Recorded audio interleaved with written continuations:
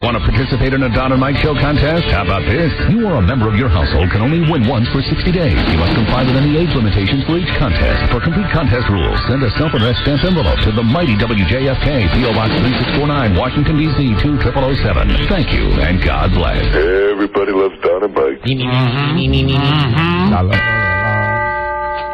Yeah, I'm feeling like Christmas a little more every day now. Good. As it creeps into my evil soul and for a few days overtakes the darkness.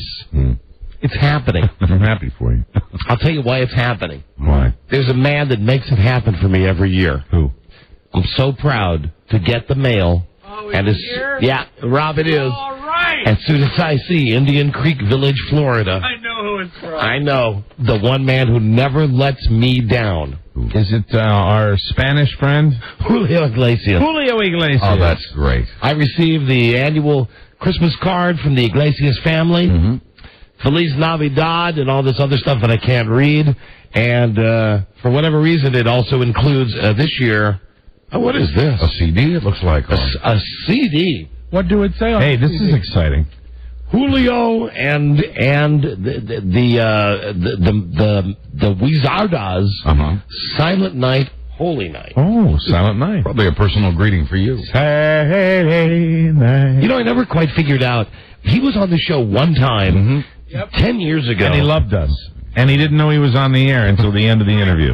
We had him on his phone in Miami. He was driving around, and he said, "Your show's crazy. You tape it. When do you play this tomorrow?" We said, "Cómo está usted anyway?" You know, it's amazing. These kids, we've watched them grow up. Isn't it great? Don't they look great? They really do. Yeah. And I'd love to say that I'm friends with the guy. I don't know how I won the lottery, that I'm the only You one that sent gets... him a card? No.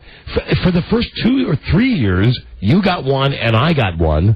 And then for whatever reason, I just ended up getting the only one. Need the cutbacks. Je soy papá.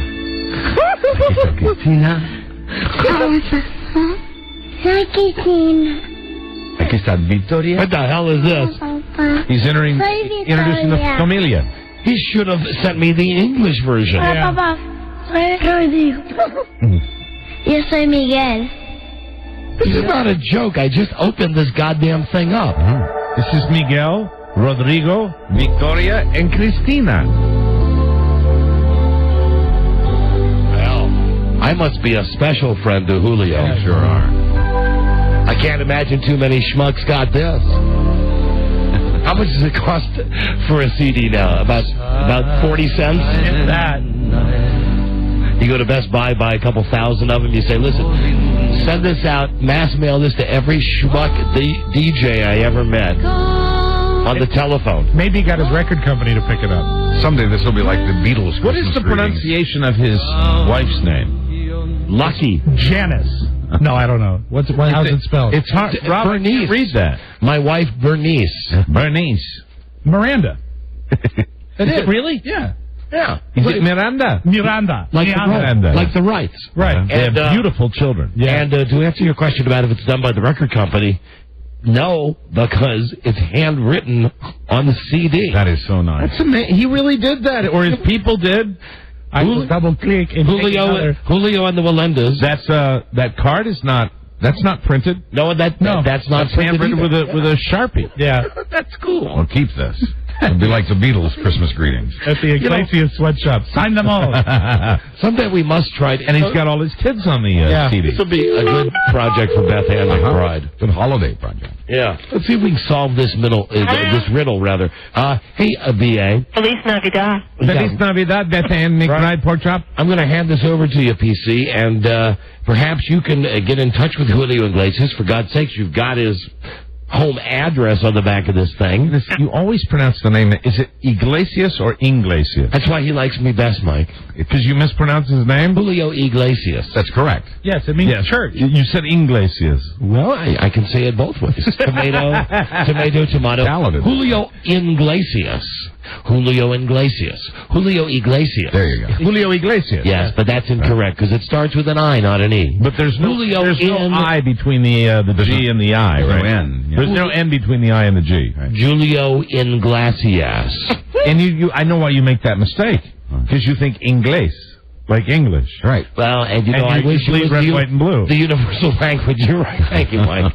Anyway, Beth Ann, make that a project, okay? I don't know. What do you want me to do? I want you to see if you can track down Julio Iglesias before Christmas.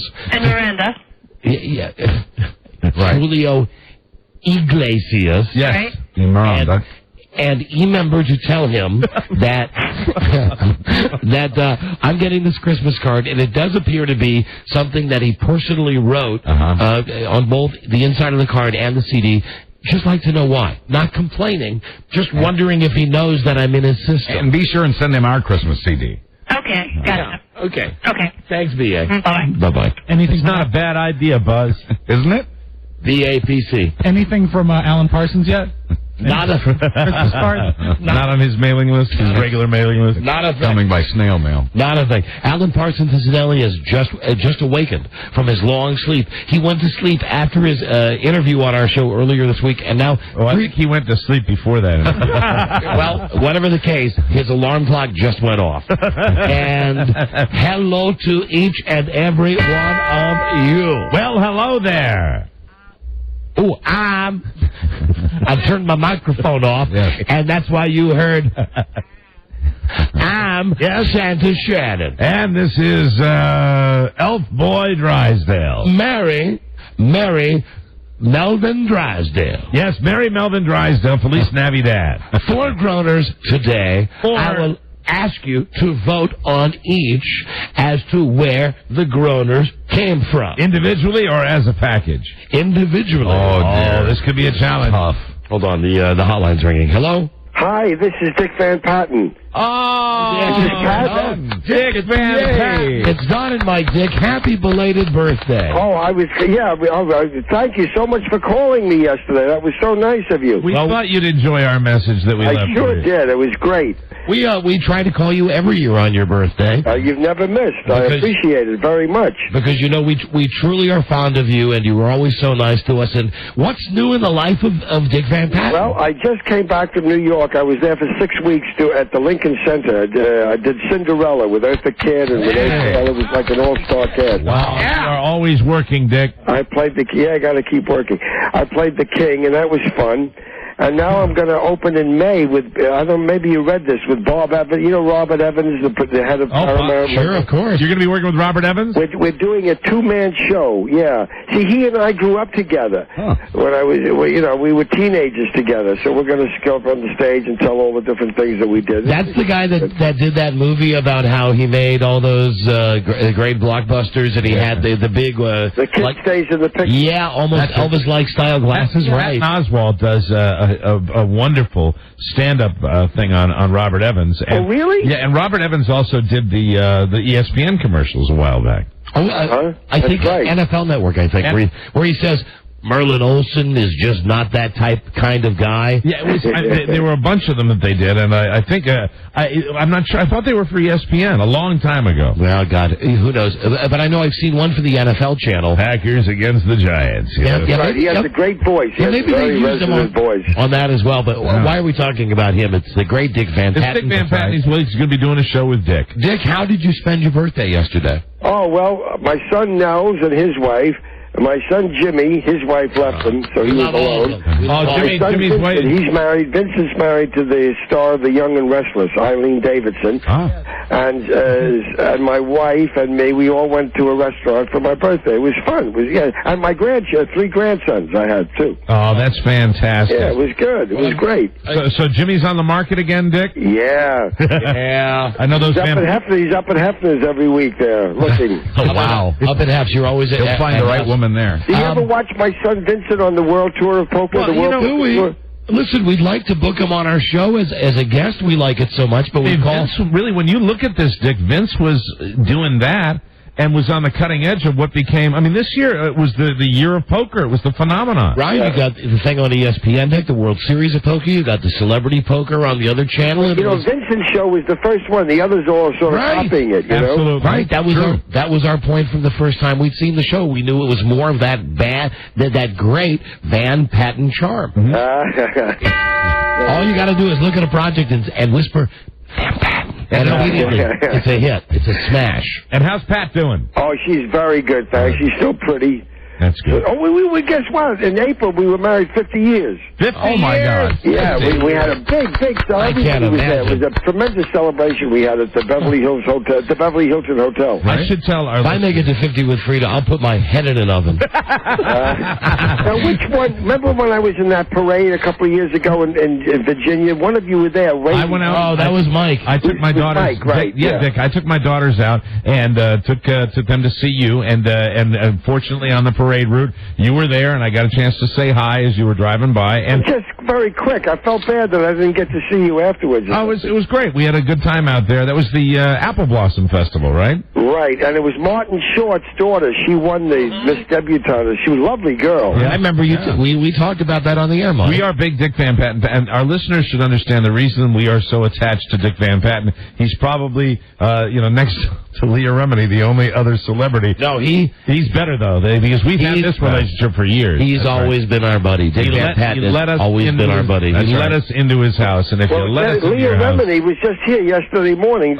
She takes 3 lessons a week for my son Nels. Does she really? Teaches Leah. She's married. She just had a baby. Yes. Oh, and isn't it a shame what's happened to her, Dick? Why? What happened? Oh, no, see, I'm kidding. I knew you wouldn't say anything. No, she's marvelous. She looks great. She looks fantastic. Very funny girl. I mean, her timing. She's got that real comedy timing. I love her. She does indeed. Oh, you see, it's one big family out there. Look at that. Everybody knows everybody in Hollywood. Well, Dick, listen, thanks for calling back. Happy holidays. Thank you for remembering. And wherever I go, people say, that Don and Mike are always talking about you.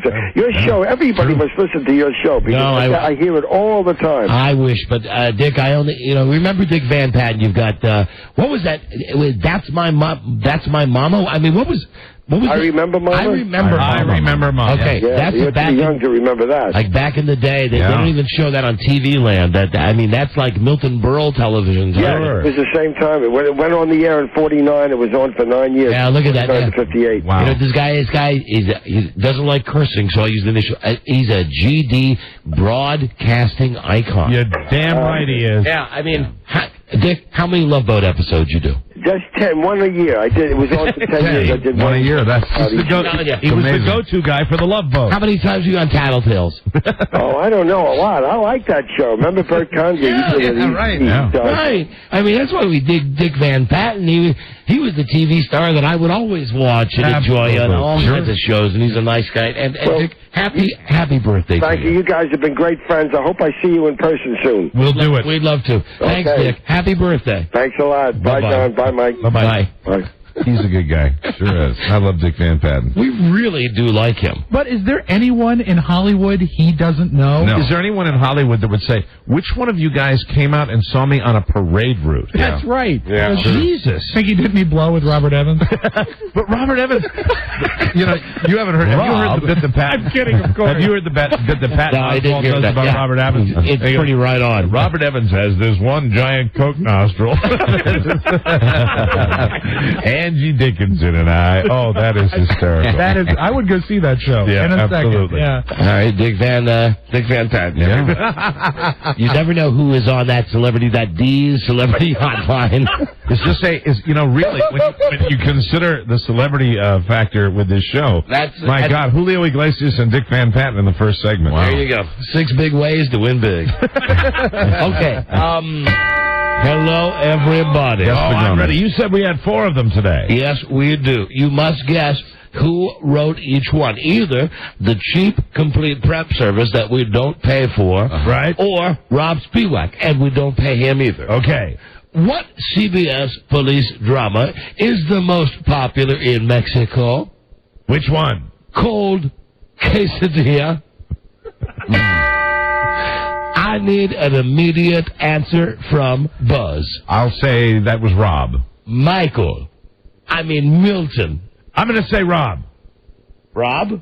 Yeah. It came from the service. Ah, very good. Hello, I'm Santa Shannon. And I'm jolly old Drysdale. How do you say Merry Christmas to a Chihuahua? How? Feliz Navidad. That's the service. Buzz. I'll say it's the service. Rob. was me. So now he's trying to write like the service. Hello, I'm Scott Shannon. I'm Milburn Drysdale. What's the most popular family show in Mexico? Which one? The Wonderful World of Disney.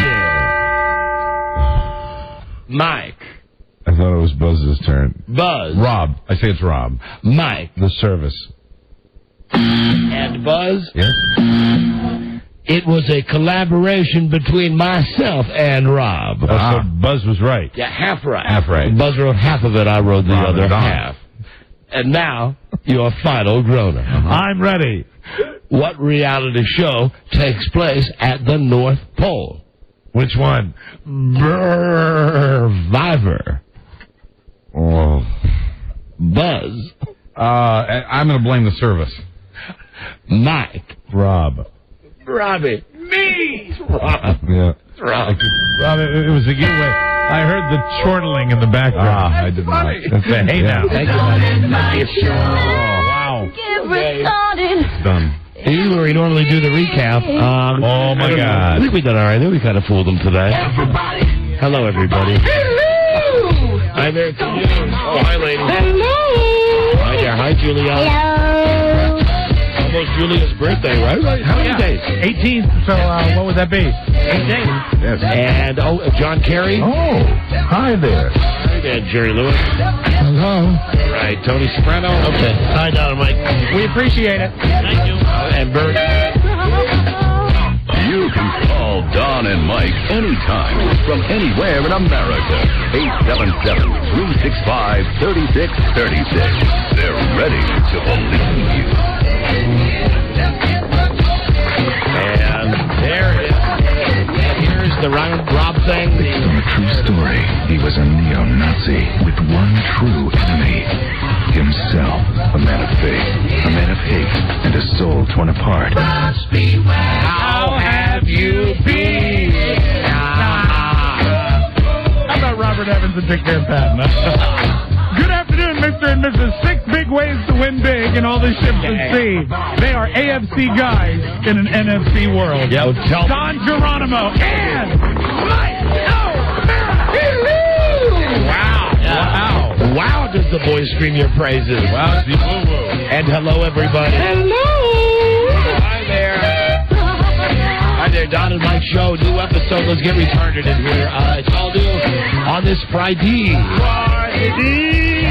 1210-1404. Hi, Don and Mike. Buzz Burbank here. No, he's not retarded. Let me get that 1210-04. Yes. Yes. Let's get retarded. It's December the 10th, 2004. Call us from anywhere in America. 877-365-3636 from Canada, from Mexico. 800-636-1067 in D.C. 202-432-1067. Wonderful. Bear with me. We got a lot of topics to get to in the opening of the show today. Okay. First, tonight, the WJFK Christmas party. That is our home radio station here in D.C. WJFK, we are having our annual Christmas party. Mike, are you feeling any pressure? Definitely. The party is at Hank's Look Around Cafe tonight. Even though, Thanks. Look Around Cafe. even though I don't do all this stuff, it's still, it reflects me, and I am assured that it's going to be a good one. Good. And, I think we're going with one primary directive. What's that? usually makes a party successful. What's that? You just get everybody bombed. Okay. That's what we're going with. Do you think? Because you are so beloved around the station. Yes. Regardless of the outcome of the party tonight, and everybody's predicting it'll be a smash. Sure. Do you feel any added pressure because you know how people are, and especially you know how we are, and I don't mean just us, I mean everybody in this freaking building, I mean where they just live to just step on your neck here every day. I know. When they finally do something like have a party, people, even at the party, find ways Find fault. to complain. Well, here's the deal. As much as I'm excited about the fact that it's going to be at my joint, I still Thanks. Look Around Cafe. plan to, if there's anything that goes wrong, I hate to do this, but, she is the organizer, and I do plan to blame Madonna. Oh, That's a good move to have somebody like that. Now, Mike doesn't, just so you know. No, actually, Madonna's been the one that's been working. Not Madonna Ciccone or whatever. The real Madonna's name is Madonna Friends. She works here at the station. Works here, and she's been working with my guy, Jeff Salisbury, out at the restaurant to make sure everything goes well. He invented the steak incident. You know what? He comes from a long, long line of restaurant people, and the steak was a very famous part of it. But I am very confident that everybody's going to have a good time out there. I am very confident. The size factor of the room, I hope it's not too crowded for everybody. That's the only thing. So other than that, the way I understand it, I don't know what the details are, and I've been kept out of that because I think they didn't want me involved in that because I would have been too nudgy with that, and everything seems to be okay. And really, I know. When I get to the party, I know. Yeah. Doesn't matter. It doesn't matter. Doesn't matter. Any Christmas parties never really matter. The only one that was screwed up last year with us was because we couldn't park. And I'm going to make sure that everybody can park. At the trendy place way downtown. So the Christmas party is at Mike's Joint tonight. You know me. I'm always looking for a good party. Yes. Always looking to enjoy myself. You're the party meister. Oh, I am. And I appreciate... You're the Toastmaster. I appreciate the fact that Mike has offered me... He knows me so well. He's my best buddy. Says to me, I want you to know, I got a back room tonight. Yeah. I said, I don't need a back room. He said, no. If you want to get away from everybody... I got a hiding place for you. That's what he said. I got a hiding place. Is there a better buddy than that? You get the red room. Is there a better buddy than that? One of the first things I did when I bought the places was, bust through a wall and make a tiny little office back there. That's the red room. Panic room. It's the red room. And we're actually sanitizing the couch for you. So I said to Michael, I don't think I'm gonna need that because even though it's a regular night at Mike's place, there's going to be armed guards between us and heavily armed and the regular party goers with instructions to kill. I said I don't think that there is going to be a problem. And then Mike said, and this is also true. He said, I'm not thinking about that. No, that's taken care of. He said, I'm thinking about when Paul Gorgie sits down and wants to talk to you for 45 minutes. And Paul Gorgie is that sales guy with the year-round painted-on tan. Sure. Who's like the worst used car salesman you've ever seen. And at the Christmas party, loves getting bombed. Right. And coming up with his, I've just taken 5 breath mints so you won't know I've had my 3rd peppermint schnapps of the night. And coming up to you, Don, I know we don't talk much. I got something big for the first quarter of 05. Well, I'm nervous. I'm not nervous for our crew because you guys have all been there and you were there like when it was insane. But there's a little pressure for. There's one guy I can't. We can't talk about it, but I can't get out of my brain about hope it goes well for him, the general. Oh, Jeff Hedges. Yeah.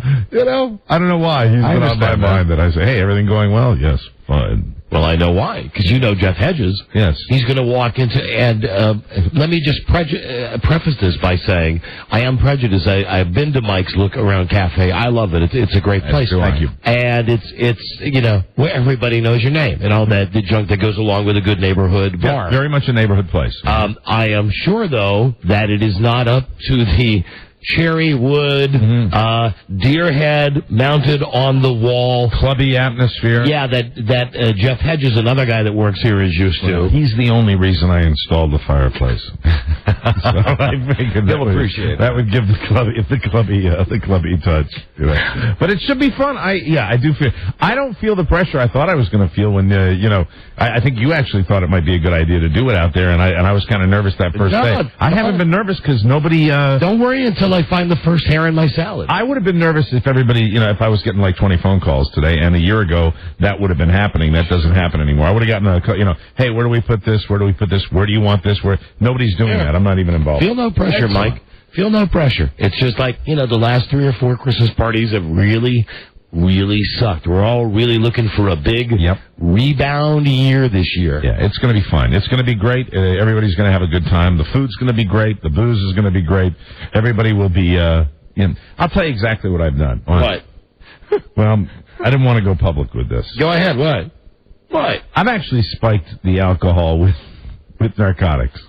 Every single booth Now, get. I'm hoping that it'll be like dealer's choice. You might get a roofie. Right. You might get that date rape drug. Yeah, absolutely. You might get the antiquated Quaalude, which Buzz tells me they don't make anymore. No, it's going to be special. It's not really anything illegal. It's like everybody's been spiked with absinthe. That's what it's going to be. I love that. Someone might get like an over-the-counter. Maybe you'll open up a contact or something and then put that in someone's drink. Yeah. And then at the very end of the night, and you're part of this. I was going to save this for a Christmas surprise. Oh, what? But I have my security guys there. You get to pick the 2 people that you want the crap kicked out of.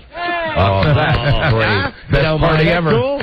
You've just ensured the fact that I'll be there all night. I won't be beating a hasty retreat. It'll be fantastic. Kick him in the head. One call on this topic, then we'll move on, because we'll discuss the company Christmas party on Monday. Right. We'll be here Monday. Hi. We'll be here all next week. How about us? What's up with that? Are we normally like bon voyage by now? Yeah, I like this. I like being here. I don't want to be out there. Hi, Dave. Hi, guys. Hi, Dave. Gentlemen, I just wanted to say I hope you have a wonderful holiday party at O'Meara's. We're getting that jingle back. Don't worry, pal. Okay. That's the Christmas party. We'll have the update for you on Monday. Good. With everything that happens. Buzz. Yes. My man. Euro. I want to tell you something. What? What'd I do? I gave you a nickname. That's based on your outfit today, Buzz. I'm calling you Euro now. Euro? You're Euro. I'm wearing a pink dress shirt. Yes, no, you're Euro man. You're Euro man. Fashionable. It's the pants too. It's the you have that Euro kind of look. Well, they're slacks. They're dress slacks. You look like a European man. Huh? Sure, I'd be happy to. Could I? You'd be paying in Euro dollars. That's what it's the belt more. It's the belt. It's the belt more than anything else. Dressy, isn't it? It's Euro-ish. $5 belt. No, I'm kidding. Here's why I like to bring Buzz into the show so early and so often. Because what he is a powder keg that only explodes every once in a while. And today I was privy enough, and so was Pork Chop. Pork Chop and I are sitting in the office, and door open. Don't get any, funny ideas about being Pork Chop. No, you were through. Door always wide open, at my insistence, Beth Ann, I realize I'm dreamy. Let's just leave the door open. Well, at your insistence, because you couldn't control yourself. And Buzz comes down the hall, and now Buzz always comes in and has the meeting. Stops in. I had a little meeting with Beth Ann, then a little meeting with everybody, and sometimes they overlap. And Buzz is right after Beth Ann, and he comes in and he says, "Man, I'm hot. I hate Todd Hughes, the general manager. Whoa! And then he says, I hate somebody named Kathy." Yeah. And I said, "Who is that?" And Buzz said, "Exactly." And I am not exaggerating, which I am prone to do. He screamed. Right. He ran out of the office, and I heard on the stairs going up to the 3rd floor, I heard the bump, bump, bump, bump, bump, bump, bump. As Buzz is having a meltdown? So what I do is I get up and I walk over by the stairwell.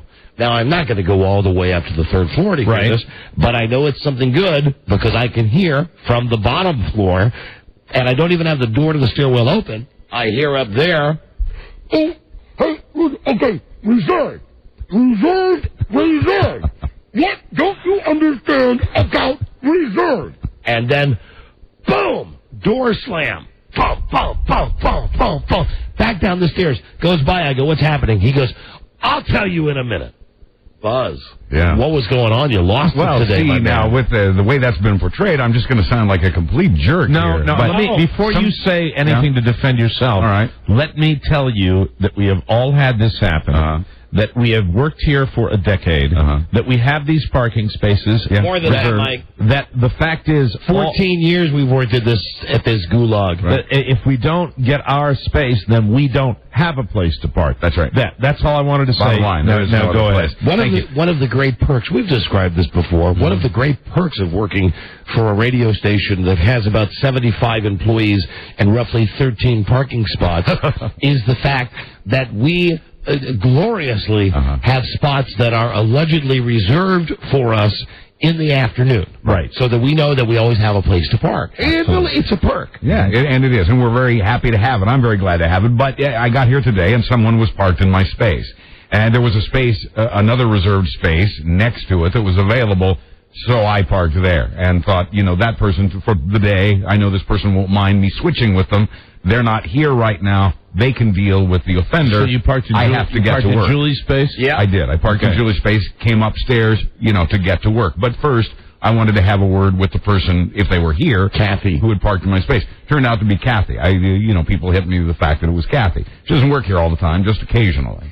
So I went upstairs and I let her know that was hot. A reserved space. That's my spot, and please don't park there. She apologized. To her credit, she did apologize, and I thank her for that. That was very nice to do. But she's done it before, right? That would be alleged. I don't know. Oh, see, I only... it hasn't done it to me. I don't know why you went off on her. Perhaps others. Oh, my. But I think this is the first time. You've never done it. And I do it. I do it for repeat offenders. I don't do it. Buzz, first time she's done it to me. Buzz, the move now is the move I do, and I do it every time. Uh-huh. If somebody, I park right in front of them. In. But in this case, if I'd done that, I would have blocked an empty space, preventing Julie or whoever from parking. I like the idea. Because I wasn't there yet, and you would have blocked one of us. I like the idea of blocking in the offender, but I didn't want to punish an innocent party. Joe, why are you here? I have a possible solution, Buzz. Yes? You can just hang a sign from the roof of the garage now, it appears, or tape one to the wall and claim it as your space, because that's what salespeople are doing. Thanks, Joe. That's actually been tried. Somebody did that, but the problem with those signs is they catch fire. Hello? Joe, I was the one who made that sign. Pork chop? Yeah. See, Pork Chop does things the right way. She calls up. She just doesn't come in like Joe just comes in. Wait, I'm totally confused. Are people really hanging signs? Somebody did. I did. Oh, did you, Beth Ann? Yeah. Oh, that's embarrassing. Not at my space. It's someone else's. No, hold on a second. Wait, when you go to parking garages downtown, it's either written on the wall or it is suspended from the ceiling, and it says reserved parking. Doesn't have to say a name on it. Right. It says reserved parking. People can't see that on the floor. They don't when they're driving in. They don't even see it. Yeah. I think we ought to reevaluate how we do it. I think we should have our publicity pictures up there. I think they should be like on the Johnny Carson show. You immediately think when it's suspended from the ceiling that there's a name and a... It should be like we get Elmer's glue and we get real big stars. We put glitter up there. I like that. Radio stars. Don parks here. Mike parks here. And that way we can ensure every day when we leave the cars are covered with eggs. Well, what you do is you put reserve. You just put reserve where people can see it. Yeah. It's painted on the pavement. That might be something they might want to think about, because they do it at all the parking garages in D.C. Well, I know that Beth Ann embarrassed me a little bit, although I got to say she did get it done like she does everything around here. But there was a problem with the USA Todays that people were swiping them because we don't get here till noon. Right. Of course, Beth Ann arrives at 7. What time did you get here this morning? 6:15. 6:15. 6:15. So, my God. Yeah. How are you feeling? Okay.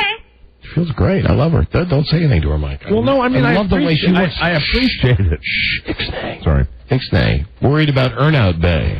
Okay? Yeah. So let's just keep her running until she drops. Like a good car. Anyway, because Beth Ann gets here so hideously early in the morning, she was able to snoop around and find out who was stealing our newspapers, and then she put a sign on the front door to the radio station that said, "The 4 USA Todays belong to Don and Mike. Put them in a pile here." And I came in and I said, "Oh, God, that is embarrassing." But you know what? Who was the culprit, Beth Get Ann? the papers every day now. Well, they never told me who they were, but they wrote back on my sign. It says, "They don't get 4 papers." So then I had to call the USA Today and have them fax a copy of our subscription. And then I hung that back up and I go, "Yes, they do." And then from that day on, we've always gotten our 4 papers. Who do you think it was? You know you got to have a theory. Well, it's got to be somebody who's here earlier than I am. Yeah, come on. Gorgie. Who? Paul Gorgie. Really? You know, I would say it would be what's it, Greg Edger, except I don't think he can read. Yeah. So I don't think it was somebody that goes by the front of the building. I can guarantee you it was a salesperson. Okay. And I bet it involved a trip to the men's room. Yeah. Yeah. Absolutely. Oh, and then we got the papers after that. Well, it'd be pretty easy to figure out who are the early birds that get in before you, Beth Ann. Well, Alan used to arrive here like at 5 a.m. Really? Steve Goldstein used to get here at 6. Tim McWilliams gets here early, doesn't he? Tim's sleeps in a basket under his desk. I bet it's McWilliams. Just because I want it to be. It's always McWilliams. I don't think so, because he wouldn't waste time reading. He's not earning money. BA, thanks. That's right. I got to fly. Thank you. Bye-bye. I got one more thing I wanted to handle in this break. because we are so jammed up with stuff today. I've been riding a new carnival ride all week. Mm-hmm. It's called the Mood Swing. Hey, how is the mood swing? Well, it's going great, Beav. And I believe that the swing is now in a position where I can have a civil discussion with my wonderful child bride. Hi, darling. Hi, Boo. Hi there. Doing your Christmas shopping? Yeah, it really sucks it out of you. Yeah, I know. It's a bad day. It's raining. It's awful. I think everybody took the day off today, too. Baby, one thing that we have not discussed, not even in real life, we've not discussed this, and I'm very surprised. I'm not complaining, but you certainly know that I have a bet with J Dubs about the Packers and the Lions this weekend. Yeah, I'm just beaten down. You're just beaten down? Yeah, listen, Bart's calling on the other line. What was that? Bart is what? And I realized it's out of my control. Oh, Bart's calling. You will just do whatever goofy thing you're going to do, and so be it. Oh, all right. So you're cool with it. Hey, listen, I'm positive. I don't. You know what? Did that sound like cool with it to you? Well, for you, that's. And you translated that into cool with it? Yeah, for you, it's cool with it, and I think that we don't have anything to worry about. The Packers are going to kill the Lions on Sunday. It's a sure thing. But I appreciate the fact that you have been cool about that. It seems retarded. No, it seems retarded, and it's hard for me to respect you. And that's my girl. What am I going to do? It's hard for you to respect me. Why? I'm going to win this bet. Because you're betting your body, babe. That's right. I'm playing with house money. I'm playing with this temple right here. Yeah, right. All right, I'm stuck with you when you had no eyebrows. Do whatever you're going to do. Okay. So that Christmas shopping is really really agreeing with you. I'm not. No, I'm not doing. I'm going to go home and order online. Good move. Right. Yeah, because I right now you sound. I was out there today. I know what she's dealing with. Yeah, it can't be good. Yeah, very Bowie. What? You sound very Bowie. Bowie? B-O-W. B-O-W? Like a dog? No, a bitch on wheels. You sound very, in that hyperactive, shopping thing. I know how it goes. No, I just hate traffic. Yeah, I know, like B-O-W. No, I got a bad attitude. I didn't even say I got a B-A because, then it sounds like, I'm saying something about that thing. But I have a bad attitude right now. And then, the B-A. Bad attitude. I went and bought a light to put over my painting, and that's what I have in the car right now, and it's just making me crabby. Okay. I want to say, I love you, baby. Yeah? I love you. You're a tough one to figure out. You really are. I'm not. You are. Okay. I love you. All right, but as for the tattoo, Okay. Go ahead. We've moved past the painting. Okay. Huh? I said we've moved past the painting. You brought it up. I know I brought it up just to say I had a light for it. Okay. That's all. A light?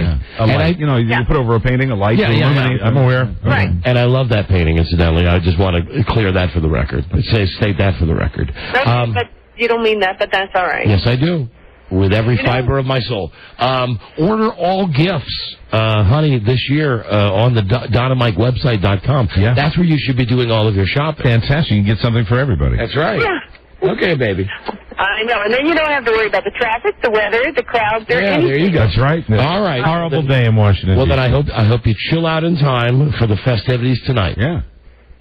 I hope so, too, but I suggested that we get a limo so I could really chill out at the party, or a car, or even have young Bart Source drive us around. I told you I'm not going to get pounded tonight. I said I'd be glad to drive. No, I'll just drink Perrier and whatever pharmaceuticals that Mike has got. Okay. Come on. You can have a little. Listen, I'm telling you, she's just on a mood swing right now. This has been a crazy week for me with her. I'll whip you up something special, Frida. Thank you, Mike. And Sugar Bear, sorry, you don't have to apologize for me. Well, sure I do, because, well, no, I don't. No, I don't.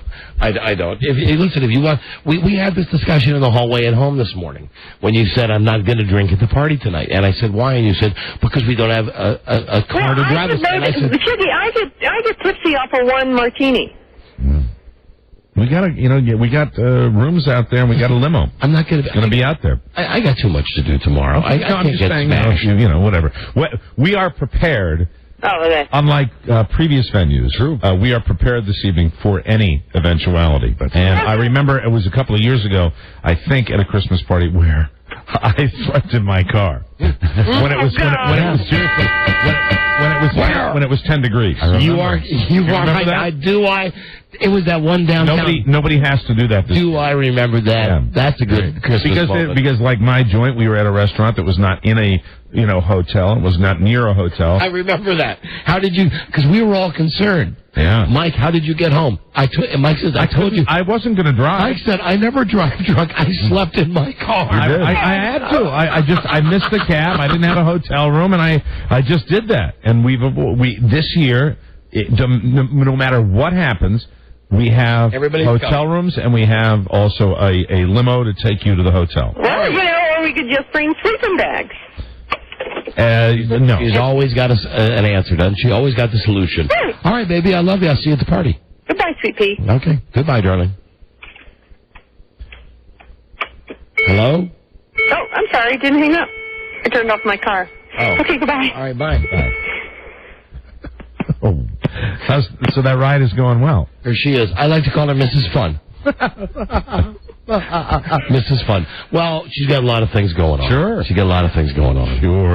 The holidays. Boy's coming home. Boy coming home from college. Mother-in-law moving in with us. And I was out there today, and it is insane. Then let's see if we can do something. We very rarely do a contest this early in the show. We'll do it right now for you today. Let me see. 6 ways to win big. 6 big ways. 6 big ways to win big, according to Robbie Speed Bump. We'll give away $1,000 today. Christmas cash or dreidel dollars. Plus the Alienware bot system. This is a great computer system. Wow. Whole prize worth nearly $2,000. It's a very simple contest. It's a call-in contest. Your crappiest Christmas. Now, we don't want any stuff like Jack Diamond. No. I had brain cancer.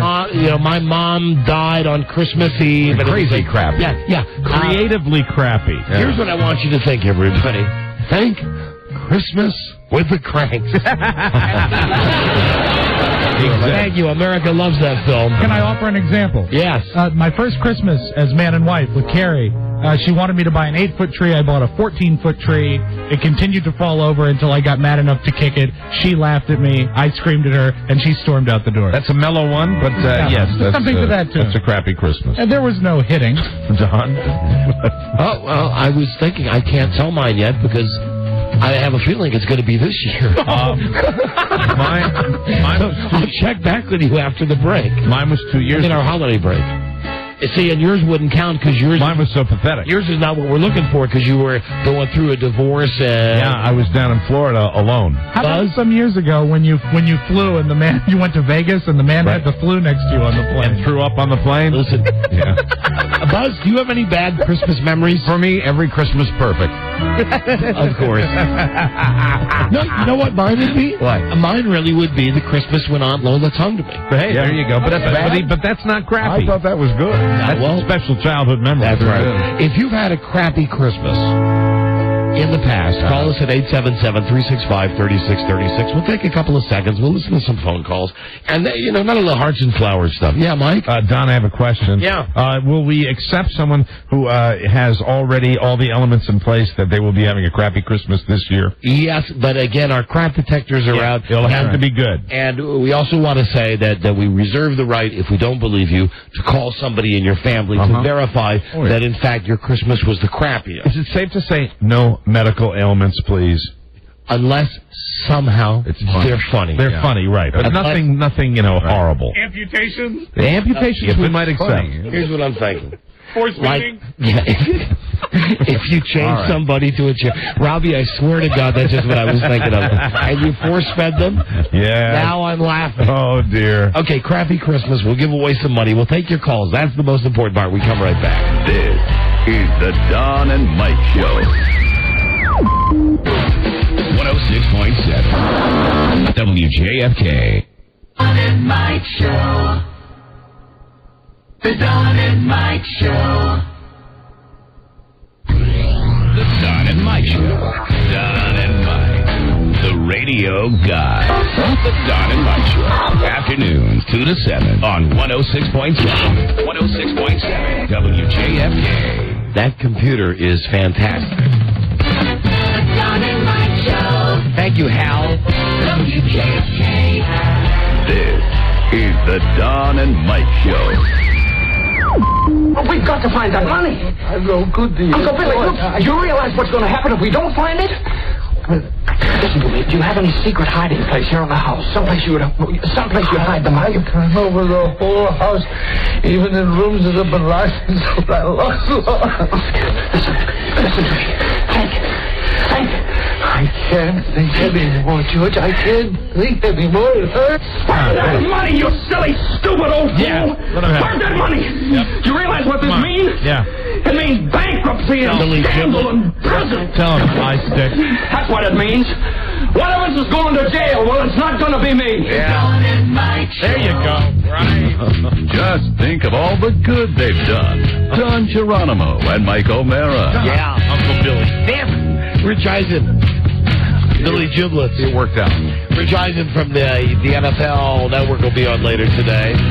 Sponsored by Tower Records and Tower.com. No one has a better selection of music and movies you love than Tower. It worked out at that point in the movie buzz, but who's to say down the road in another week Uncle Billy wouldn't do the same damn thing? He was losing it, and it was time to put him out the pasture. Put him out of his misery. Yeah.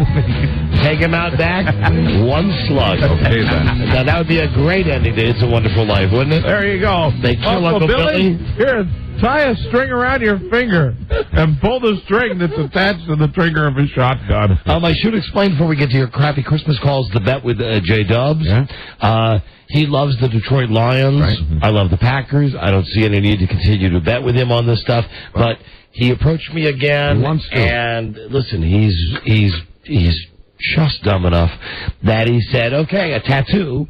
So You're a bold bettor. You've always been a bold bettor, and you freak me out when you talk like that, because when you talk like that, you bring in bad karma on Tempting yourself. fate. I'll take it. I'm telling you, the Packers are a lock to win this game this weekend. So were the New York Yankees. The Detroit Lions. That happened once every 86 years. I love saying that, though. Because you know what? Now, whenever I have any example like that, that's the one I get to use. So on Monday's episode, either Dubs or I will be getting a tattoo of the other team on our shoulder. And keep in mind, Dubs already has, from a previous loss, that Indianapolis on his back, gigantic letters. Right. So that'll be on Monday. Yeah. And one other thing that we didn't get to in the opening. Let me just see if Julie Fullman is still here. There was a moment of mass hysteria with sales. What is she, a manager? Yeah. Does she have a manager? She manages something. She manages to look stunning. Mm-hmm. No question. And she's had her hair colored. Really? And she came in. He's freaked out about it. And, man, she's yelling and screaming. Hey, Julie, I can't get to the phone right now. Please leave a message in your number. And I think they're all blown out of here. Bye-bye. Think so. I got to see this. Message at the tone. When you're finished, hang up or stay on the line for further options. Hey, Julie, it's Don and Mike. Your hair looks, I don't want to say fine, because when I say to my wife something looks fine, she says that that's like saying it looks like crap. It looks pixie-like. We all like your dark hair. Absolutely. We like it. Oh, I'm going to like that. Yeah. The new hair color. It's kind of more brunette-y. It's darker. Are you sure it's more brunette? It's got some hazelnut colors in it. It's a different kind of cut, too. Yeah, it is. Yeah. We all approve. Everybody. Except Joe. Joe doesn't like it. Joe hates it. Joe hates it, and he wants to tell you about it at the Christmas party tonight. Anyway, see you there. Bye, Julie. Bye-bye. Bye. Bye, then. Goodbye, then. You've got to feel better now. I thought you'd be around. Mike will attest to this. Yeah. She came down the hall. Volunteered it right. Don't look at my hair. That was it. Don't look at my hair. Oh, that's. And then we said, your hair looks nice. She said, no, it doesn't. I don't know what I've done. I'm not doing to the party tonight with my hair like this. No. Yeah, I know, Buzz. You should have been there to counsel her. I agree. Poor Mike and I could not counsel her. No, we're not. You and I, boy, you got the wrong hombres to do that. We're kind not of stuff. suave like you, Buzz. I can help. We can't handle that. We're like, Rob, does her hair look good? It looks good to us. That looks like Rob's hair. which we'll be measuring on Monday. That's another one of our bets. And now I know he's actually having trouble with it because he's trying to configure it in different ways. It's getting to that link. It really actually looks good, slicked back on the sides. You know what this is? This is your Christmas miracle. Mike is paying Rob $50 a week not to cut his hair. I think this has all been updated. If not, I'll talk to Tim, our webmaster. If you go to the DonnaMikeWebsite.com and click on bets, you should be able to find all of this new information, including the stuff about Robbie's hair. Excellent. Now, callers are standing by to tell us about their crappy Christmas. Good. We might get a winner right away. We might not get a winner. We're offering $1,000 and the Alienware bot system, the computer system that delivers rock-solid performance and sleek, state-of-the-art design. If you're into games, graphics, music, and audio, you must be into Alienware, makers of the coolest high-performance PCs on the planet. Check them out at alienware.com or call 888-348-3608. Excellent. Tell you what, better make love to you for the amount of commercial that I just read. It's 6 big ways to win big. Sure. Yeah, this is a big prize for a big listener. We're giving away $1,000 on every show. Wow. We hopefully had a big bad Christmas. For the next 6 shows. Really big. And we'll start with Mitch. This is purely subjective, I should say. There are no real rules. Yeah, we'll know. If we get someone we like, you're the big instant winner. 6 big ways to win big. And the big, baby, big. Right. Thank you. Hello there, Mitch. Hi, Don and Mike. Merry Christmas to all of you guys. Right, Mitch. Why did you at one time, or are you planning on whatever? Why call for crappy Christmas? Well, for one, I think I had the crappiest Christmas. I was 12, my brother was 14. There was just the two of us. My mother and dad were going to take off for the day to do some shopping, and it was my turn to stay home and do the yard work. My brother told my mom and dad... Now, so Mitch, now you got to slow down. I have questions already. We're talking Christmas. This is obviously isn't Christmas Day you're talking about. No, this is before Christmas Day, but it made a very bad Christmas Day. All right, okay. Do you want me to tell what happened Christmas Day and then tell you how it happened? Mitch, whatever. The short version. Hey, Mitch. With the good stuff. Yes? Mitch? Yes. I just put a piece of coal in your stocking. Or that. Yeah, it just was taking too long to ring. Come to play, dude. Hello, Don and Mike show. Let's see, who is this? Bill, tell us about your crappy Christmas. First, I want to know if Mike's in the Christmas spirit yet. No. No, okay, sorry. Good luck, sir. About 10 years ago, when our kids were little, my wife and I had always put on a great big Christmas thing for them for 2 weeks before. We decided we were going to pick up a tradition my grandmother had told us about, is opening the Christmas doors on Christmas Eve to a set-up Christmas tree for the first time the kids seeing it and all the excitement. So we I'm missing every third word here. I'm sorry. All right. I'm kind of getting this. You open up the Christmas doors? No, you open up like double doors to a family room, and then the kids see a decorated tree with presents underneath them. For the first time. Okay. And that's Christmas for us. Okay, and? My grandmother's tradition. And we decided we were going to try that with our kids.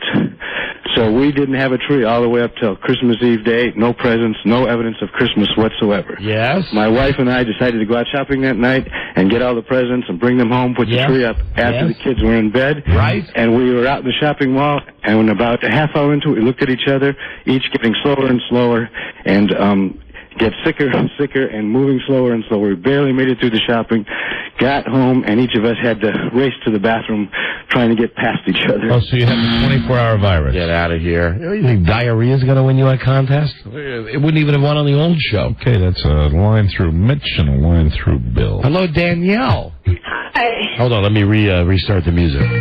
Maybe this will pick this up. As we're looking for the crappiest Christmas. Hello, Danielle. Hi, Don and Mike. Hi, Danielle. I kind of have 2 crappy Christmases. I'll make it quick, though, so I don't hold you up. No, just pick the best one, honey. We're combined. Okay. All right. The best one was not last Christmas, but the one before. It was Christmas Eve. We were out at my mom's house. My boyfriend and I lived in a crappy apartment to go with our crappy Christmas. Yes. We came back, and the basement apartment that we were in had flooded. So there was about 6 inches of water. Yes. Presents floating, Christmas tree knocked over. Yeah. About 3/4 of the gifts that we bought for people were ruined, including the Xbox that I had bought for my boyfriend for Christmas. So it was pretty bad. A flooded Christmas? I think we can keep her just for that. No. Not bad. Ho, ho, ho. Not bad enough. All right, chalk this up to another disappointment at Christmas. Hello, Try harder. Ken, Don and Mike Show. Ken. Hey, guys. How you doing? Hey, why'd you have a crap Christmas? Oh, my God. By the time I was stationed in Oklahoma, and I hadn't seen my parents in about a year. Of course, everybody has nightmare traveling stories around Thanksgiving and Christmas. Well, anyway, I got the first flight out of Oklahoma on Christmas Day, and we all get on board the airplane. One of the ground servicing cars runs into the airplane. It collapses one of the main gear. Of course, we all have to evacuate the airplane. Is the end of the story just you were late getting home? No. Okay. We haven't even gotten to the beginning of the story. Oh, really? Oh, you're right. We haven't. Sorry about that. It's a little fast on the trigger today. Trying to move a radio show along. Hey. I know that there are millions of people in their cars right now saying, "Can these people talk any slower?" You know that guy that called and asked me about the Christmas spirit? I might be getting it right now. So that's what it took. Hello, Kevin, Don and Mike Show. Crappy Christmas. Feliz Navidad. Right. About 10 years ago for Christmas, I had to fly from Denver to D.C. because my fiancée had left me alone. So I had to fly back to see her Christmas Eve. Next morning, because of divorced parents and all that, I had to show up for Christmas at 5 houses in a 24-hour period. Got on a flight early next morning with the coughing and had the flu for the next 5 days in Denver. That's it? And then what happened? That's as best as I can do. Hey, buck up, pal.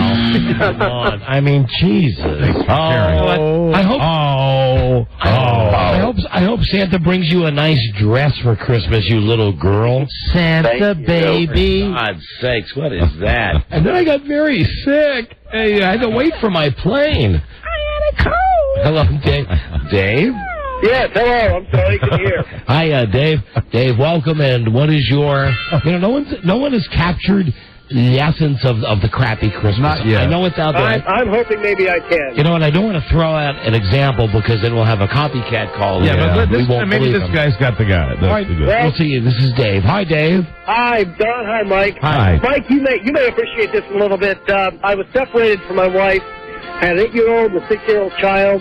I was living in this crappy little room with my sister, and on Christmas Eve, my ex-wife served me my divorce papers. You know, it's quick, but there's nothing worse than that. That's pretty strong. I mean, crappy, but it's simple. You know, don't you think you'd have to have one more thing? Well, here's the thing: it involves heartache. Yes. On the other hand, if you're in a room with your sister on Christmas Eve, and Dave, what did you do? I mean, did you have Christmas after that? Well, the next morning, my sister and brother-in-law got up and they left to go to my nephew's house to have Christmas with them. So I woke up the very next Christmas morning in a home that wasn't my own, completely alone. My family wasn't with me. My children wasn't with me. That was a pretty dismal day.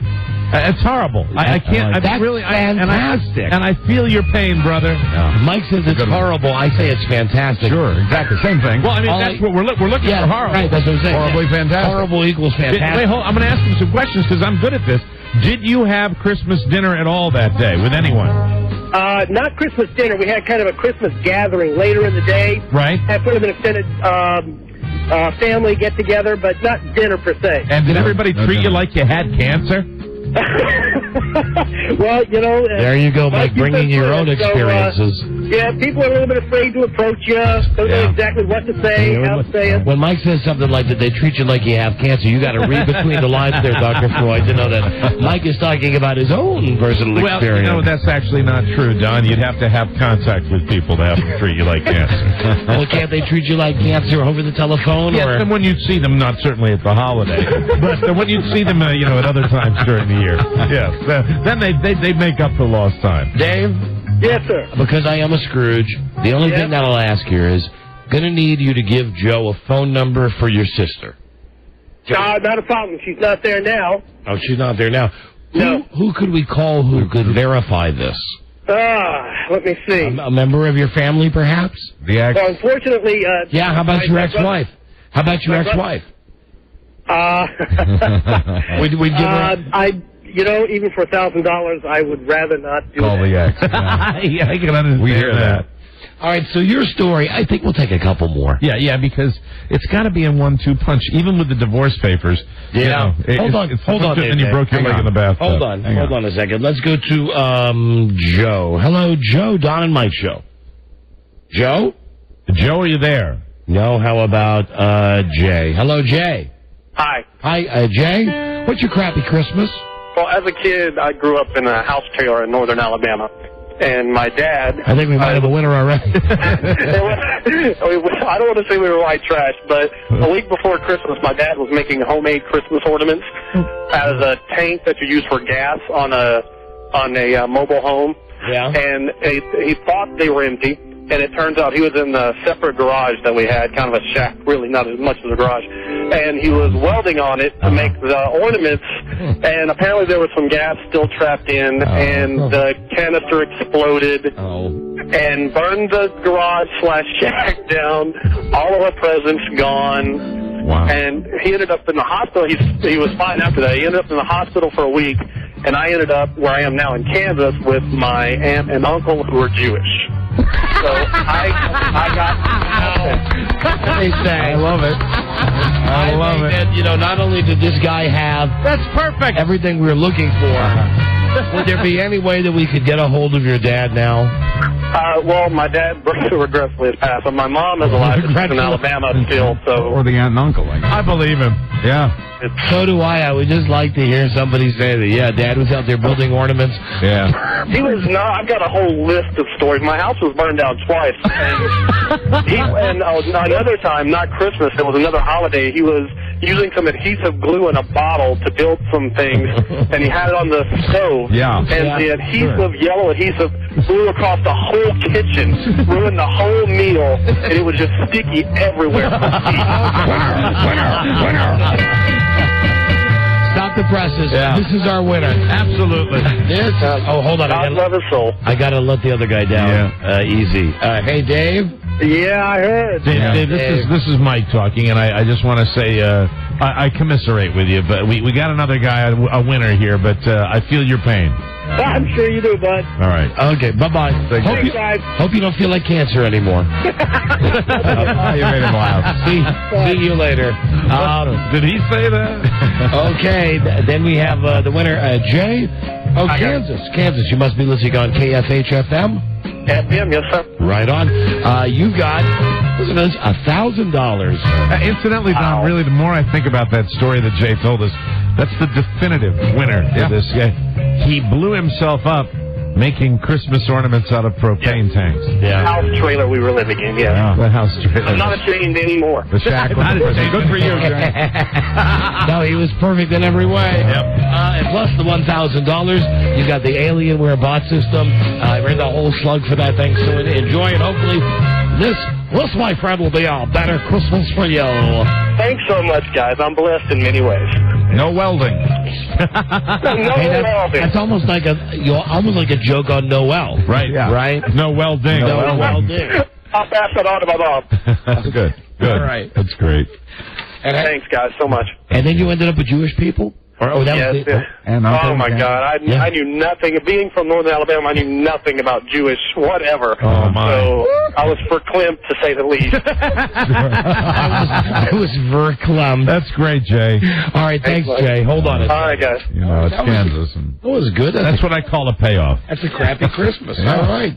You guys done good on that. Good story. So now it's five. On Monday, five big ways to win big. And for Dave, really, just one more thing went wrong. Yeah. Yeah. There you go. Yeah. Happy holidays, everybody. We'll be right back. This is the Don and Mike Show. What they can expect from Jingle All the Way is a hilarious movie, a movie where they will be able to laugh from the beginning to the end. It will be great entertainment. They will walk out of the theater and say, I am so angry that I can't get another ticket right away because I want to see it a second time. And there's a long line here. It's not a rhetorical question. Are you retarded? The Don and Mike Show. Hey, hold on a second. Hold on there. It's not in the box. Where is it? I don't know. I don't know. Look, it's in the machine. Oh, it got nutty. No, the machine got busted. Well, it's a good thing we're not on the air. Yeah. How long till we go on the air, Buzz? We're on now. We're here. We're back. David, this is Peter Jennings. I'm reminded of a story. Boy, goddamn nonsense. Well, we're not on the air. Don, Mike, you are on the air. The Don and Mike Show. You can call Don and Mike anytime from anywhere in America. 877-365-3636. They're ready to believe you. And it's station break. You are hearing us in Green Bay, Wisconsin on WNFL in Ocean City, Maryland. 95.9, that's 96 Rock. Houston, Texas. KIKK and San Francisco. Yeah. They're running us at night, but at least they're running us KYCY. Wonderful station in San Francisco. Cool. As you guys know, Mike and I have been supporting the candidacy of Arnold Schwarzenegger for years on this show. From the beginning. Yeah, I mean, not only his gubernatorial run, but also, hopefully someday. Oh, we got our fingers crossed. His eventual run for the presidency, if of course the Constitution can be amended. Now, I don't know how many days we've spent screaming about this on our show. You know, we're number one in Sacramento, where Arnold is now. Yep. Let's welcome Lissa Morgenthaler Jones. Did I get the name right, Lissa? You pronounce it the way Arnold does. We pronounce it Morgenthaler, but you're obviously talking like the big... Oh, so has Arnold told you to pronounce it Morgenthaler? He pronounces my name Lisa Morgenthaler and informs me it's the German way. Yes, and that's another thing Arnold and I have in common. I love the German pronunciations of words. Sure, of course. Lissa Morgenthaler Jones. Well, let me tell you that this Lissa is the co-founder of AmendForArnold.com. And thank you. We are on the bandwagon. What can we do to get this great non-American, and I don't mean that as a put down, just a fact, what can we do to get this great non-American in the White House? Oh, you are already doing it by gently spreading the word and letting people start thinking about it. Yes. Oh, now, listen, I got to tell you, I know you don't know us from Jesus and Mary, but we have been spreading the word about Arnold on our show. Is it possible? I've heard daily for years. Here's something that frustrates me, Lissa. I've heard 2012, not 2008. Is there any scenario where you would envision being able to perhaps rush this through, get this amendment through in time for the 2008 election, when, of course, George will have served 2 terms, and we would be able to put Arnold on the ballot? It is always within the realm of possibility. Oh, yes. What a relief. Now, we've said this before, Lissa. I would not make big book on it, guys. And all right. There's a bigger problem than the Constitution. What's all right, that? go ahead. Disappoint us. Don't take the air out of our balloon. What's the problem? Well, both problems are soluble, but it's a lovely lady named Maria. Her youngest son is 7 years old. She had no interest in the gubernatorial campaign, and I assure you she has no interest in the presidency. But Lissa, listen, hold on a second. Lissa, to heck with her. Listen, we're talking... I don't have a slightly different opinion than Listen, President Schwarzenegger. I mean, really, there are bigger things at play. We are talking about the future of the United States of America. I think that Maria should get involved in this, should get on board with this. Well, she'd be a great first lady. Guys, you have to remember, the White House has been very unhealthy for her family. Yes, this is true, yes. And understandable. I mean, the day after Arnold was elected, I heard from a friend who was associated with the chip that they got a frantic call saying, "Help, we need security."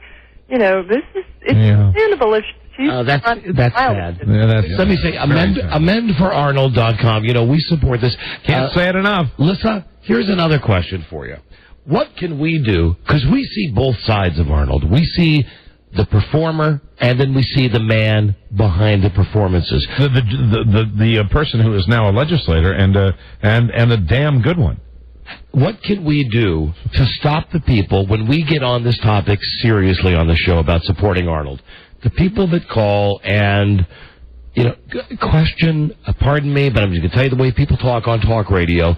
They question his basic intelligence. Right. They question the fact that he speaks with an accent. And incidentally, didn't we all come from someplace else? Of course. We sure did. And frankly, it offends me, the amount of people that call that make those kind of calls. And I don't know whether you get it a lot like we get it a lot, but what do you say? What do you say to those people? Answer to that? Yeah. We end up just screaming at our callers and telling them, and we end up no better than them. We say, he's not stupid. He's a smart, eloquent man who says what people are thinking. Let's put it this way. He reads better in his second language than I do in my second language. I don't know about you guys, but I don't speak or read French as well as he does English. Right.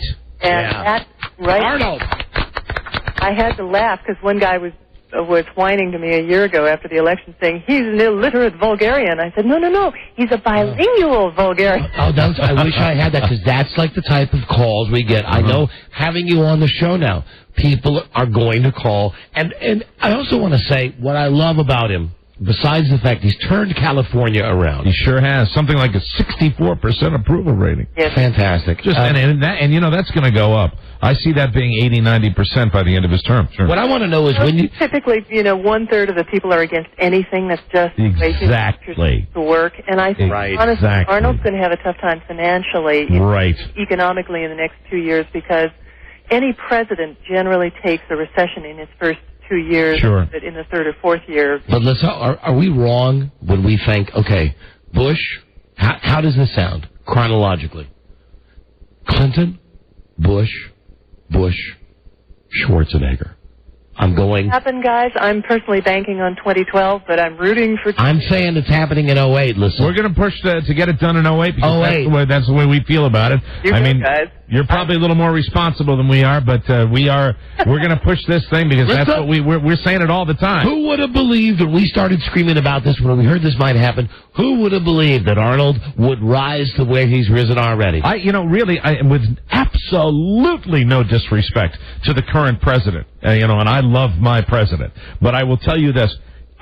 Even if it was this year, I think it would have been a clearer decision for Republicans and Democrats if Arnold Schwarzenegger had been on either one of the ballots. I think that's how good he is. I agree with you. Thank you. He would have made a perfect VP. And if not a VP, and I know that there's a legislature with that, to get him more ingrained into the Bush cabinet. Mm-hmm. Arnold, there'll be a possibility. Arnold makes sense. I'm not sure. Can cabinet members be foreign-born? Can that happen? They absolutely can. Henry Kissinger. Henry Kissinger, right. That's another great one. Now, couldn't you picture there's a problem in Afghanistan? Well, let's not even go there. Let's go to a country that we're not at war with. Let's say that there's a problem in, France. Right. We've had problems with the French. Imagine we send Ambassador Arnold there. Yeah. Not only is he smart, articulate, but I think he's got the international experience. He's got the stage presence, and he's world known, which is more than we can say for a lot of politics. Here's one of our behind the scenes clips of Arnold from Jingle All the Way, where we like to show what the man is really all about. And this was before he even got into politics. Let's spend a little time. Look at the man, Arnold Schwarzenegger. Here I have a son that is dying for playing with his father. He's dying to have the latest of the toys, and is talking about this Turbo Man doll. And I play one of those fathers and husband that is too busy. He's as sensitive as that in person, isn't he? He is both. He is. He's a guy with the guys, right? And he is, as Jamie Lee Curtis said the other day, he can multitask. He can find your keys. He's the ultimate girly man. He is both. Oh, that's all of his movies are so great. But around the holidays, my family and I like to have the Schwarzenegger Christmas Eve, where we watch Jingle All the Way, along with It's a Wonderful Life and A Christmas Story. So what you're saying is he's a steel fist in a velvet glove. Is that right? He is situationally sensitive, which is what we need. Yeah, perfect. Yeah, perfect. Yeah, what the country needs. He's efficient. He's handsome. Yep. He's strong. He's got a vision for what America should be. We've always supported him. Yeah, if you're like us and you believe that Arnold Schwarzenegger should be the next president of the United States, or hopefully in 2012 as Mike, I don't like going there. I'm talking about the next president of the United States. Let's try to do it. AmenForArnold.com. That's where you go to get this thing done. No bigger supporters of Arnold and what he's doing now. How is your relationship? We're so jealous of the fact that you get to see him and know him and talk to him. Sit down time with him. What's it like to be in the just around such greatness? Well, I may not see him again for the next several years because we've got to stay at a distance. But I have to say, I assumed he was a muscle-bound meathead 2 years ago before I met him. Right. And in 5 minutes of meeting him and listening to him talk about Proposition 49 and the economics of it, I thought, this guy could go all the way. Listen, let me just say like this. Chris Berman would say, he could go all the way. I'm a sensitive metrosexual. That's right. And I'll tell you this, muscle-bound, you're darn right, and I don't mind saying it. Right. But the part about being short in the brain supply? No way. Arnold's brain is bigger than any muscle in his body. I agree. His brain is bigger than his bicep, bigger than his glutes, and I bet that he could do... I don't know how many possible copies of the United States... I'm thinking... of him in a position where he could use his skills as a bodybuilder and also try to get a message across to kids. I think that's easy. What you do is you take some of the lighter senators and you just, you lift them up by their collars. Well, see, Mike, that would be taken the wrong way. You pump you up with the senators. I just think it'd be fantastic. I'm thinking out loud. Yeah. Guys, you're brilliant. I hadn't thought of how we were going to move some of the congressmen and senators. Yes. We need to for this. Okay, here it is now. Obviously, that's what we should do. He's in the Senate. He's in the Senate office, and what he's doing is he's wanting to show that he's going to make the change. He carries all of these old, antiquated books with laws we don't need anymore, and he carries them out, but he does it in a way in which he's showing he's getting exercise. Arnold is still very into exercise, isn't he? He works out every morning, although I have to his first he's put on a few pounds, and I think the boy's got to be careful at Christmas because he's going to have a tummy if he doesn't watch it. We don't want our governor having a tummy, do we? Now, we have no idea about how he is being responded to in his homeland, right? Over in Austria. How are they looking at Arnold? Well, are they as excited as we are about the possibility of Arnold being our next president? They are enormously schizoid. There are people in Austria who say, this peasant, how could you people be doing this? And yet he is one of only about 20 people who have the kind of dual citizenship that he has. People in this country fuss about it because they say, he shouldn't have dual citizenship. But what he has was given to him as an honor of the highest kind in his own country. Listen, let me throw this out at you. I don't know whether you've come up with this one or not, but this is something you might want to put on your website. This statement. Let's take the law that prevents his election and terminate it. Mike, we're going to do that. There we go. Nice. Terminate it, all right? And Lisa, as I mentioned, we broadcast out of D.C. We're nationally syndicated. We're on in Sacramento, and we get feedback from the capital city. And the number one bit of feedback, and you'd be interested to know, it has nothing to do with taxes. It has nothing to do with the cost of living. People say since Arnold has taken over, he's building better roads. Absolutely. He's building good roads. What he's doing is he's building the infrastructure of the city. Absolutely. And he'll continue to do that, hopefully. Is that what you found, Lissa? I mean, people... It's not just that. Because people are excited about him, they want to see him, everything is flowing to Sacramento. You can now get direct flights from D.C. to Sacramento. Yeah, don't we know? Have created news bureaus in Sacramento. That's great. Lots of money is flowing into the town, and that helps the people who live in Sacramento. Well, listen, I want to let you know you've got your two biggest supporters here. And even though we live in D.C., we have a renewed pride in California. Yes, as Arnold likes to say. And I love the way he pronounces that. We come to D.C., we're going to come knock on your door. All right. Excellent. We count on we don't like getting heavy on this show, but the truth is, this man should be our next president. Amen. I am right there with you guys. And if anyone wants to know anything about Arnold's morals, I say, look at the man in Kindergarten Cop. Amen. Look at the sensitive man. Oh, you sure. Know. You know, he gets. Look what he does for people. He has spent more time working with handicapped children than I will the rest of my life. Amen. Amen. Just handicapped children. That doesn't include... And you know what? Children love him the way that they love Michael Jackson, except the difference is Arnold would never harm a child. Absolutely, and just get used to it, people. It's President Schwarzenegger. Mm-hmm. Yeah, you heard it here. And listen, we want to thank you again. Your website, amendforarnold.com. Don and Mike, thank you so much. Thank you, Lisa. Thank you. Bye-bye, then. Nice talking to you. Bye. Bye-bye. Bye. She's gone. She's gone. Yeah. She's gone. That was great. Okay, everybody. I mean, you know, of course we could have gone a different way. We could have said, you know, his vice president could be Vin Diesel. Yes, right. You know, that's silly. Elect Conan. We could have called, what's her name? Maria Razorjaw. Our new name for her. Huh? And we have a lot of great calls on the line. But there's one guy that's just so stupid. Steve? Yes. Steve. Hey, Don and Mike, how you doing? Now, Steve, hold on. You're so dumb. You called to say don't praise Arnold. You mean you didn't get our sophisticated brand of comedy? I know that, and okay. No, you don't know that. No, hold on. Listen to me. People in California are stupid because. Okay, well, that's a fact. But why else? All right, they elected this idiot. He don't do nothing for the schools. There's a lot of teachers getting laid off. Obviously. But she's talking about, he done so well. Yeah, but you understand what we were doing with her. Yeah, I know, but what? You don't get it. No. They're trying to pass this law to have. Dude, forget it. Hey, dude, you don't get comedy. Dude, buddy. you don't get it. Yeah. You don't get the show. Shut up. We played with the tape of Jingle All the Way.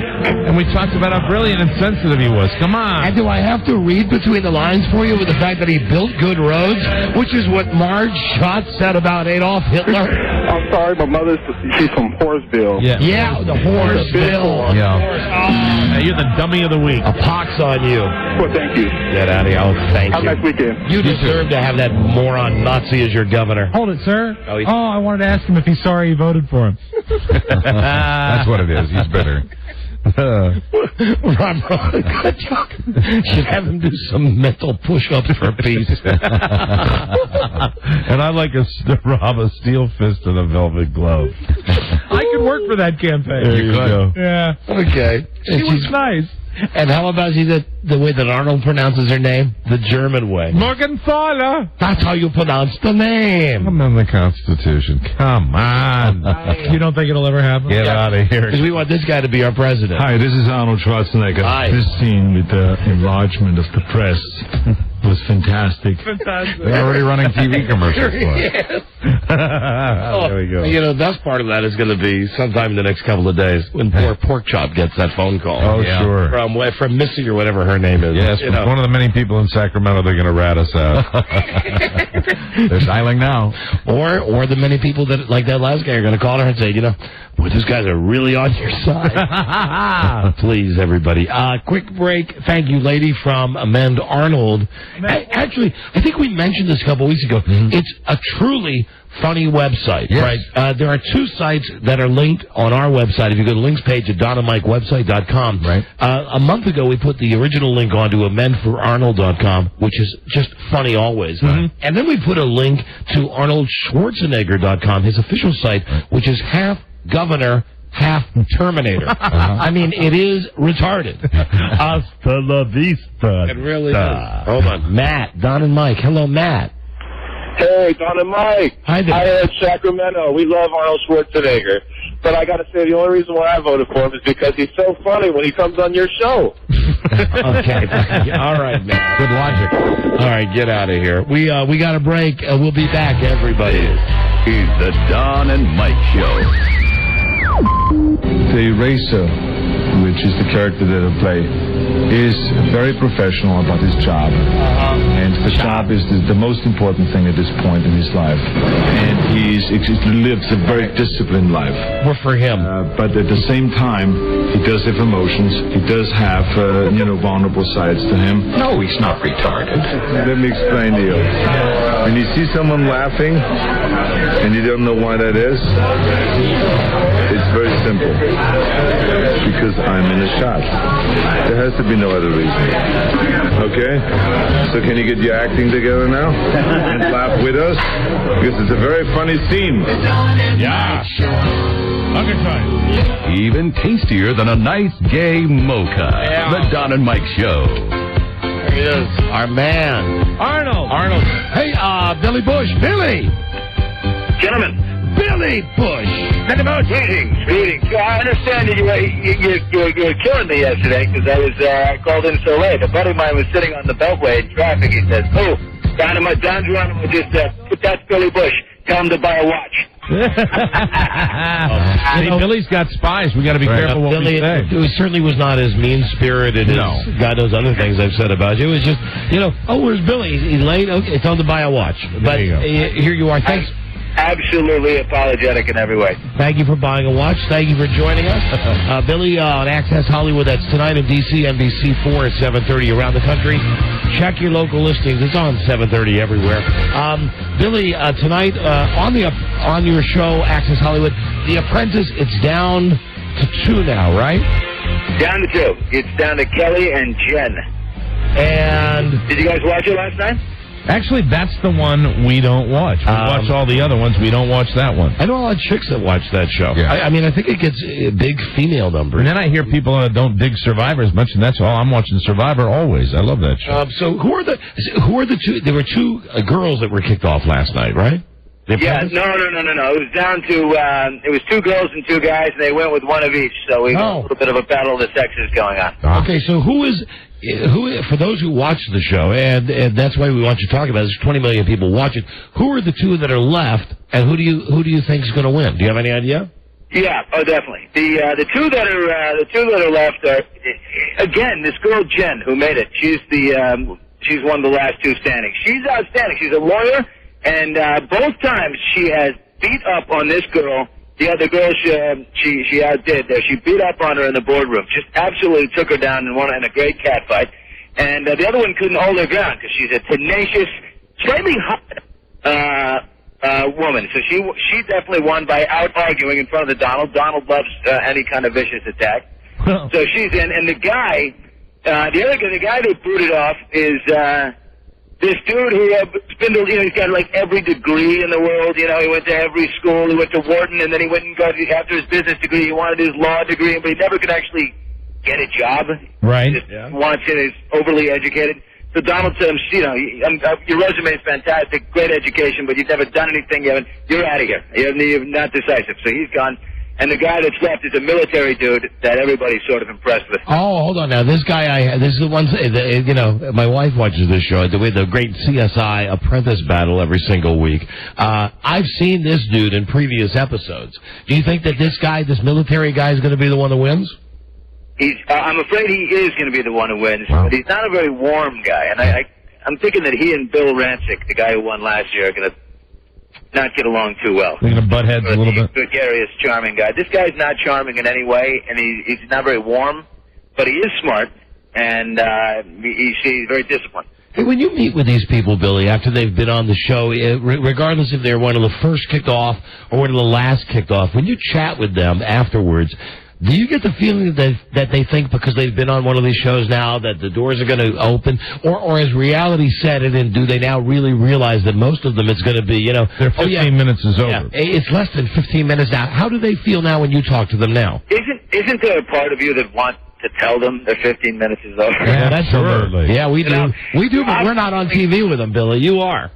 Yeah, but I mean, and I know you can't. Come into me. I know, but I mean, part of me just knows that about 80% of them never cared about being in business. They just love the idea of being on The Apprentice and being on television. Right. So then, I just wanted to say, I have found with reality show contestants in general, the level and depth of self-absorption, I think in many cases rivals that of many Hollywood celebrities. I really believe that. I think to go on those shows, you have to be first of all, it requires in many cases a great deal of self-esteem, and in many cases you have to be a little deluded to go on these shows because I think these people they're all about themselves, and somebody's been telling them their whole lives, hey, you're the best. Yeah. You'll do this, you'll do that, because that's the way they all are on these. So, Billy, I'm getting from you, and Mike is saying here too, that they all still believe that. That's what they want. Their big break? They want to milk it for everything it's worth. And then finally when you remember that guy in the very first Survivor, Sean Kenneth? Yeah. Yeah. He's, he was on, like, extra for a little. Extra is like a dumping ground for these people. These yeah, the reality. That's right. They'll all go, extra will put anybody on. So they go, but this guy, Sean Kenneth, somehow used his, he was a doctor. In fact, he was a doctor. Yeah. He's still the medical expert on a Miami, television affiliate. Probably, don't you agree, the only really successful one out of that whole genre is Elizabeth Hasselbeck, that people don't even remember she was on Survivor now. She's just a memory. She's just the young one on The View now. Right. Well, also, the Katrina Campins, who was on The Apprentice last year, is Tony Danza's sidekick on his... Well, that doesn't... Come on, that remains... Billy, that don't count. I said Elizabeth, okay. That does not count. All right, well, then, have a good show tonight. God wills. Oh, Tony, can you tell us briefly when you're going to meet with Tommy Chong, what that is about on Access Hollywood tonight? Oh, Tommy Chong got busted by the DEA in 2002. He had a bong in every room. He says he's been wrong. Chong has been wrong. That's right. Access Hollywood tonight. All right, Billy, have a great weekend. Thank you for calling in today. We'll see you next week, dude. Thank you, boys. Bye. Okay, you got it. That's Billy Bush from Access Hollywood. Right. Billy Bush! I like him. Yeah. He's good. He's good. I like the fact that he kind of says what most of us would say. Now, when he goes into areas where he can, and he's on camera with these people. He can't say to them. He can't say, hey, realize, you're never going to get a panel show. You're some guy in his underpants eating coconuts on Survivor. Watching Survivor last night when they were getting down to the bottom line, and when they really, at this stage, you go to the Final Four, they really start to eat their young. Yeah. That's when you notice just how all of these people, it's so all about them. Mm-hmm. And obviously that's part of the game, but these people, really, just the deluded ideas they have about themselves. I have to tell you, the ad, I know it's a fake ad, but I still think it's a great premise for a show. The Geico ad for Tiny House. Oh, and it gets me. Even though now I know it's fake. Right. Every time I see it, I get stressed out. Because they got that voice. They got the good voice guy who makes it sound like a real show.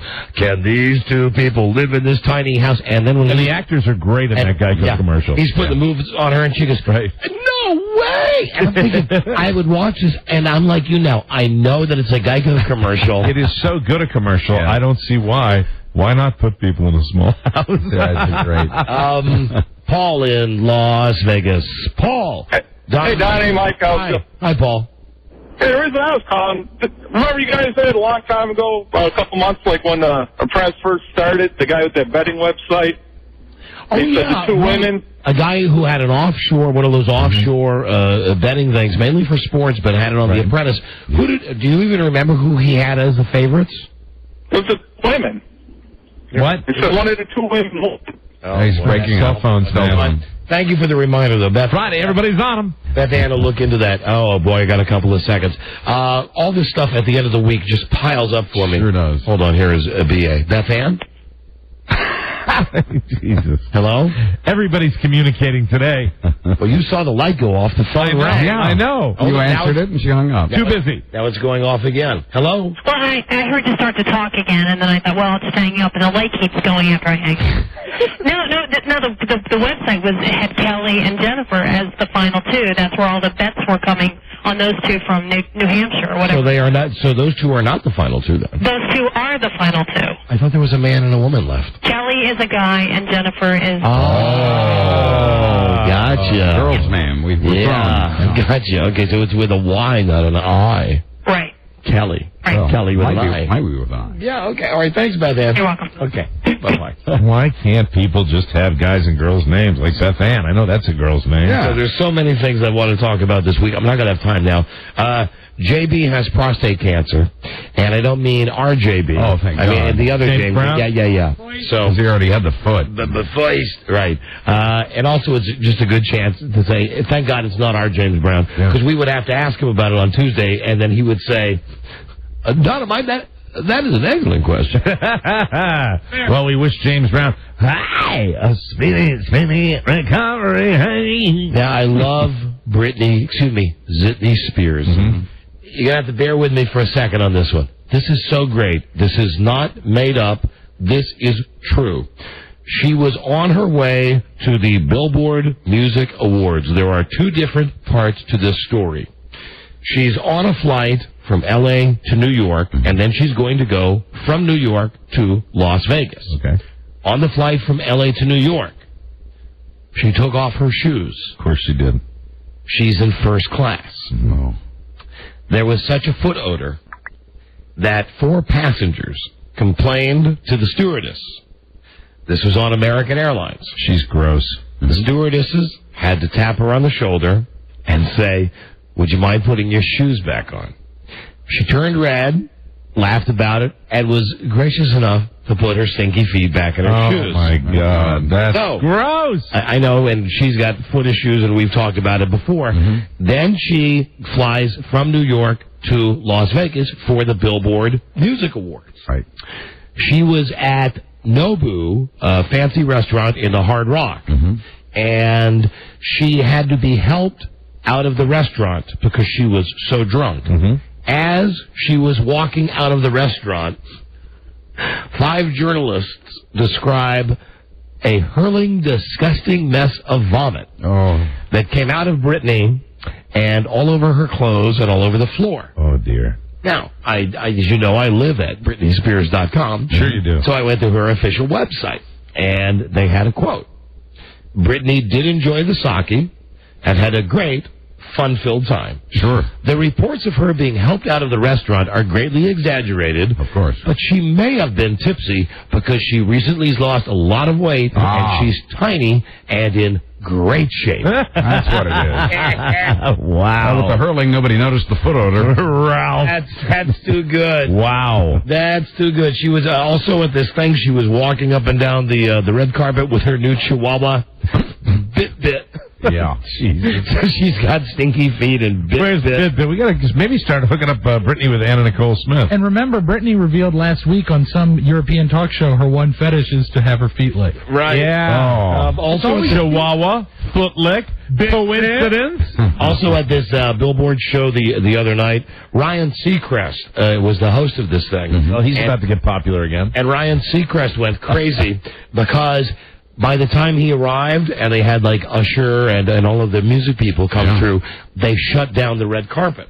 So Ryan Seacrest got there, and he is on, I think it's Celebrity Justice that has the videotape. We're trying to get the audio. It's Ryan Seacrest going ballistic. Quote, he's screaming, "You mean I can't do the goddamn press for the show that I am presenting?" Wow. So, with the crazy spiked hair, he goes crazy. Yeah, prima donna. That's good. And also at the Billboard Music Awards, it was announced the lead singer from Maroon 5. I've seen the video a million times. I don't remember the guy's name.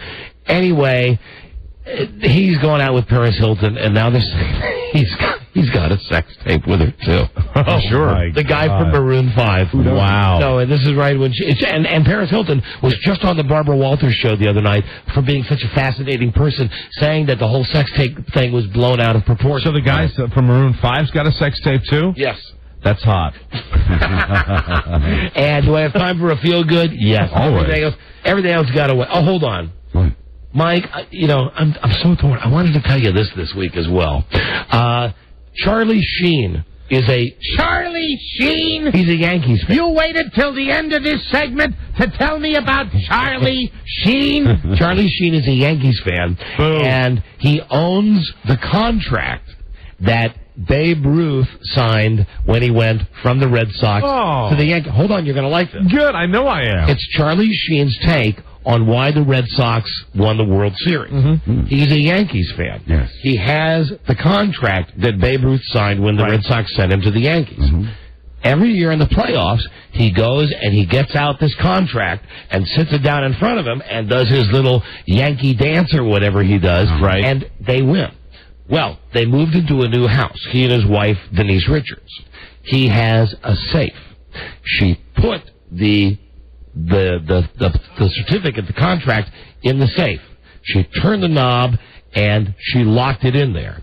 They don't know what the combination is. Thus, for the World Series, he was not able to fondle the Babe Ruth contract. Hence, according to Charlie Sheen, the only reason the Red Sox won was because he was not able to get the contract out. And he said when it came down to Game 7 that he was considering hiring a contractor to come out with dynamite to blow holes in his wall to see if he could get the contract out. Oh, that's what you do. Bite it, Charlie. There you go. There you go. Charlie Sheen. Pound sand. Yeah, pound sand. Get bent. Okay, one more, real fast, because it's almost Rich time.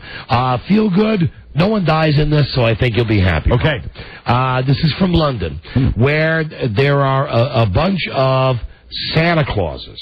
And what they're doing is they're hiring Santa Clauses to go all over London, and they're having a big seminar where they have hundreds of these guys. I take it back, 4,000 of these guys. They're all getting their Santa suits at the same time. They're all being given their instructions on how to be Santa Claus. And then they are sent out to various department stores. Okay. As they are leaving, out of the 4,000 Santas, 35 of them go to a pub. They start drinking. Imagine what the London children were thinking, the British children. Drunken Santas.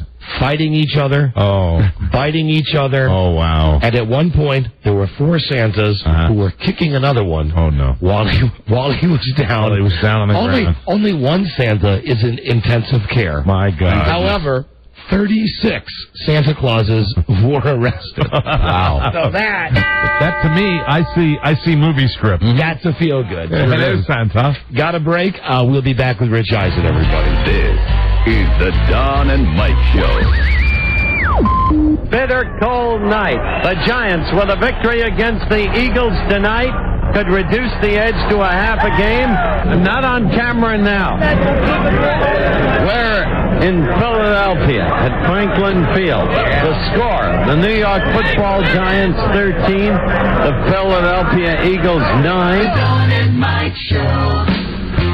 Hey, the jokes stop now. Right. It's the Don and Mike Show. Right. Grassroots. 2 divided by love. Because I'm crazy like that. Yeah. Oh, Friday. Got to get to it now. We're late. We're going to rush to get Rich on. Rich Eisen from NFL Total Access. That's every night at 7 and 10 on the NFL Network. Rich, hey now. How you guys doing? Hey now, Rich, what's happening? I'm doing great. How about yourself? We're doing great. I know that we are late today, and you are up on a time thing. That's our problem. You know, Rich, the whole thing started... That's a you problem. It's not a me problem. That's right, man. We know when we have a we problem. The whole thing today started with Dick Van Patten calling out of the blue. Are you going to blame the whole thing on the first 10 minutes of the show? Yes. Yeah, no. That's not true. No, it is. We had not planned on him. And incidentally, do you like the fact that I just dropped that name out there? You did. Don't hurt your back picking it up. Julio. And I got a Christmas card from Julio Iglesias. But don't think that either one of those people is going to be your celebrity shout-out this week. Okay, very good. We have a celebrity... I'm still basking in the glow of Phyllis Diller. Let me say, Rich, if you like Phyllis Diller, I really think you might like this one even more. I think he's going to love this. Don't oversell it. All right, I'm overselling it a little bit. I believe in it. Richard sent me an email last week after the segment saying, that's great. One of his friends emailed him and asked him about Brett Summers, Jack Klugman's wife. Yes. Right. And first off, we were amazed to find out she's alive. She is. We've got a Beth Ann Booker. Well, we're trying to find her, Mom. All right. We're trying to find her. Rich, Rich, like I wrote you today, rather than just talk about football, give me a second. One TV guy to another guy. Mm-hmm. Yeah. Because, I did this thing on the Ravens postgame last week. So how'd that go for you? Rich, it was just awful. Oh, no. Yes. Let me just say, I don't know how you do it with somebody talking in your ear, and how do you possibly ignore the fact that you can look on a monitor and you see yourself on TV. Now, listen. Don has a great deal of difficulty when he's on television not looking at the monitor. I'm not a babe in the woods about this. Mike and I have been on TV plenty, and we've had the dumb reporters come in and do the report about the morning zoo, but this is a time when I'm standing there and... You have a little trouble getting by the fact that you're on the television. I love it. How do you get by it, Rich? You love it. I love being on TV. You quote Tello as I love me some me. But what I didn't dig is while I'm there, they've got that thing in my ear. The IFB. And I'm hearing... IFB. And I'm hearing conversations with people. I don't know who... some guy saying, I swear to God, Rich, they're asking me about the Ravens defense, and I hear a guy saying, has anybody seen Patty? Is Patty around? Hello, Tech Group. No good. Patty. So, and I didn't even have a chance to sit on my jacket like in broadcast news because I was standing. Oh, that's a crucial mistake. But more importantly than that, that's almost a fatal blow, Don. Did you wear a mock tee, Don? Did you wear a mock turtleneck? Yes. You got mock neck on me? I told you not to do that. He told you. See, here's the thing. I said to my wife... You didn't go mock neck and blazer. Yes, you didn't do that. No, and listen, I am not a handsome man. I'm not a refined man. But I want to tell you something. I'm proud of this. I have some Armani suits. And my wife, I say to my wife, you know what? I would look sharp in this. And she says... You would look out of place like an idiot. Wear one of your regular shirts and wear a leather jacket. And I went and I looked like... Did you go Fonzarelli? Is that what you did? Yeah. No.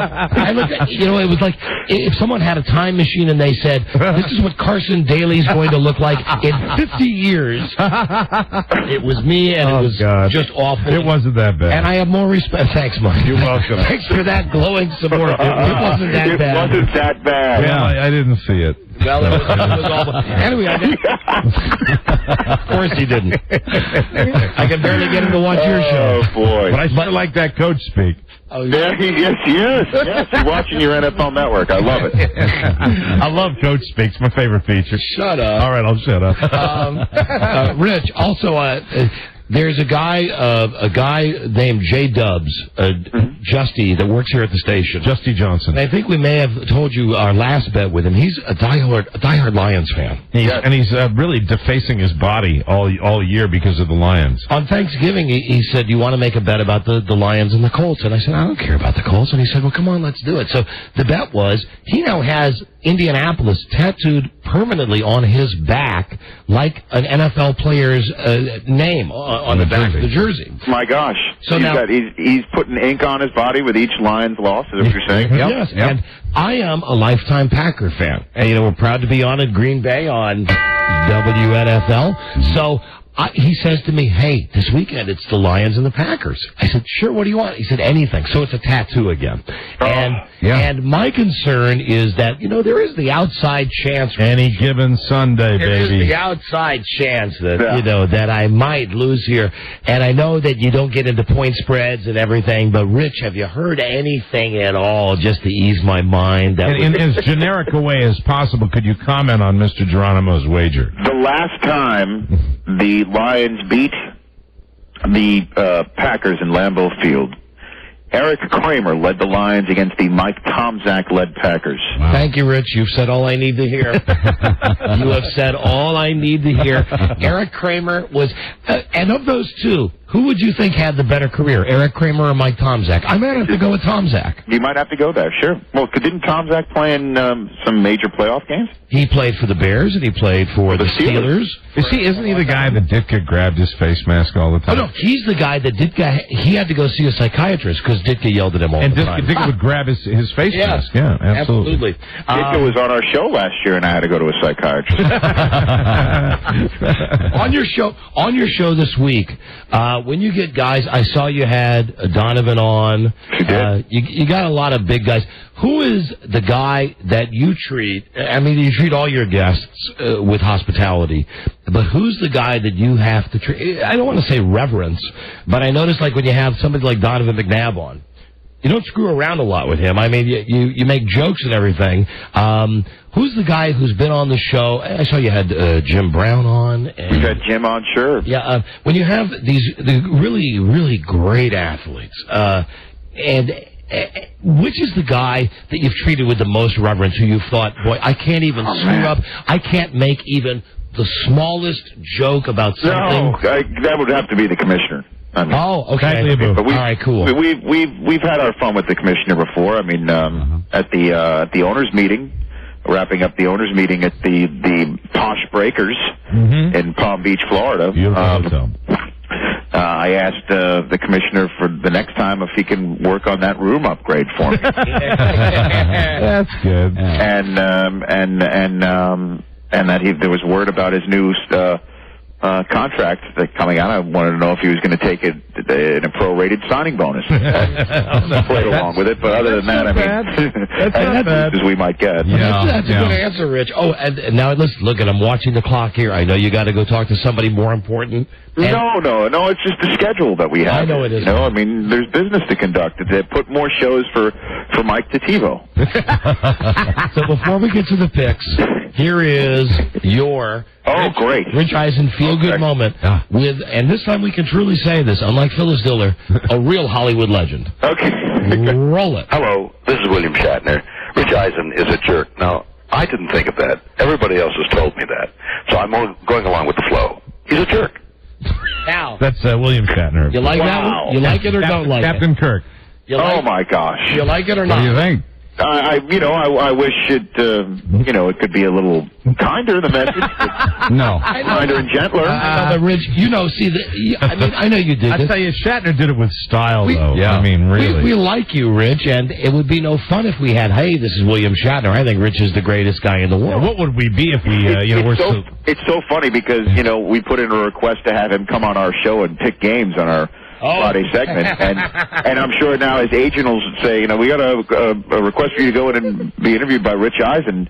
Now, where did I hear that name before? And then we could play this thing again. Absolutely. Now, you should know your other options this week. We were Peter Bogdanovich. Yes. Was another guy. It was 3, huh? And Frank Sinatra Jr. Yeah. Oh, now that'd have been good. Listen, William Shatner's genius. Come on, he's a legend. He is a true television legend. You talked about Tagliabue. Nobody in this room had the guts to ask Frank Sinatra Jr. Yeah, even Jr. we couldn't mess around with. We couldn't do that. All right, Rich, let's pick these games. Let's make this happen. Oakland and Atlanta. Atlanta can clinch their division. Yes, absolutely. Count on it.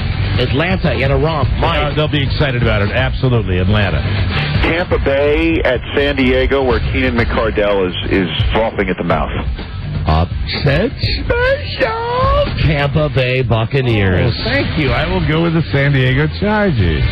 The Jets at Pittsburgh, where Ben Roethlisberger, God bless him. I love this guy. By the way, next time I come on the show, yes, I would like you to cue up my Nostradamus-like prediction. It was early in the season. Oh, with Ben Roethlisberger. Right before his first start, and I think our discussion was, were the Steelers in trouble? And I said, I don't think so. Yeah, well, 11 wins later. Mm-hmm.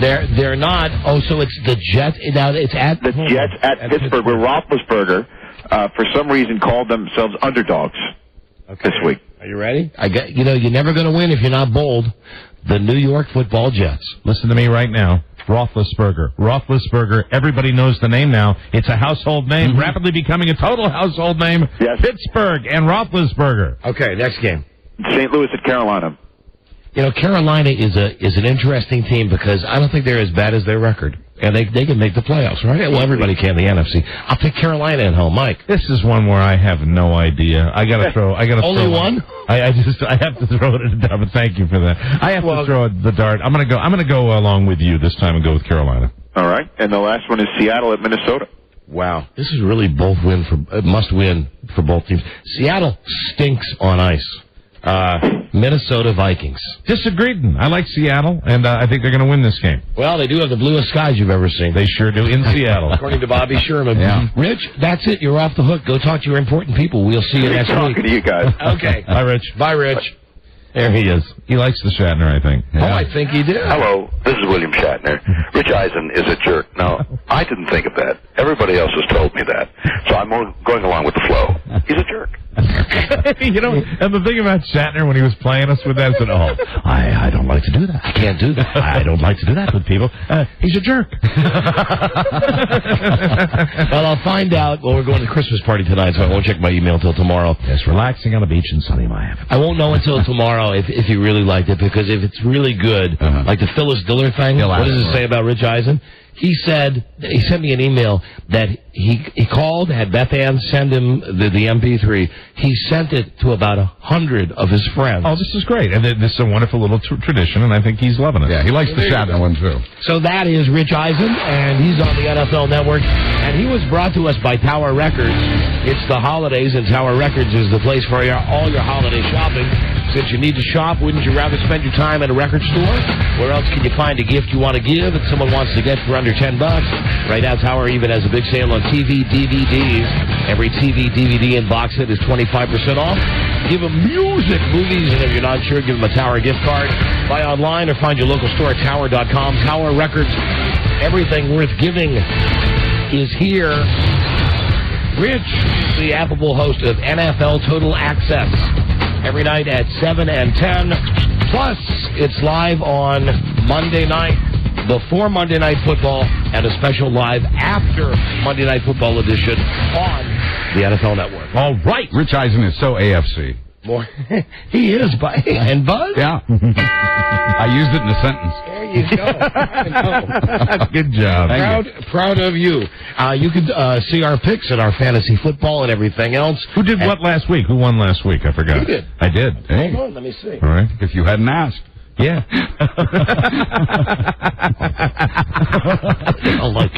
He's giving you a look now. I know. I'm kidding, of course. Yeah. How you doing in fantasy football, Mike? Hold on. DonandMikeWebsite.com. No, you kicked my ass last week. Hold on. And he's helped me out after I called him Euro and everything. Let me see. Don and Mike Archives. Pick the pros. Here we go. Week number was last week. Week 13. Okay. That's a Mike. nice website. What? That's a nice website. Isn't that nice, Rob? Beautiful. Mike topped Donnie. I wish they wouldn't spell it D-O-N-I. I mean, come on, that's a joke. Mike topped Donnie, again, by correctly prognosticating 3 of the 5 games, but neither of the guys were exactly psychic. The only game where they parted company was the Texans versus the Jets, and Chad Pennington helped his buddy Mike O'Mara become this week's football guru. And there I go turning on him this week, picking Pittsburgh. Oh, watch out. Go figure. Yeah. Yeah. I don't know what I'm talking about. Now, let's go back to week 10 and week 11. Donnie scores 100%. Donnie scores 100%. What are you going back to the week that you did well? Well, just 2 weeks ago. 2 weeks ago. Come on, live in the now. Come on. All right, here's all we have up on the website. Okay. Week number 8, Mike won. Right. Week number 9, I won. Week number 10, I won. Week number 11, it's a broken record, I won. Oh. Week number 12, Mike won. Week number 13, Mike won. Ah, even. So it's even. 3 and 3. Very even. And you were very daring this week, so we'll see what happens. Yeah, right. And then, should we go to fantasy football? No, we don't need to because we do that on Tuesday. Hold on, let's just look, though. Yeah. We do it on Let's just look. Look at that. See, that's unfair. Live in the now. Don, that's me, Opus Xers, 8 and 5. That is first place, made the playoffs. Congratulations. You don't need to read any other standings there. O Americans, 4 and 9. Americans. Yeah. Mike, it's spelled O apostrophe A-M-E-R. I know. That's his tattoo. 4 and 9. Mallet head tattoo. 4 and 9. But if you win this weekend, because you do play in the NFC, you can still make the playoffs. Right. If you win this weekend. Well, is Dubs coming to the Christmas party tonight? Why, is that the only way you're going to get your lineup turned in? I'm not sure. No, I've never turned the lineup in.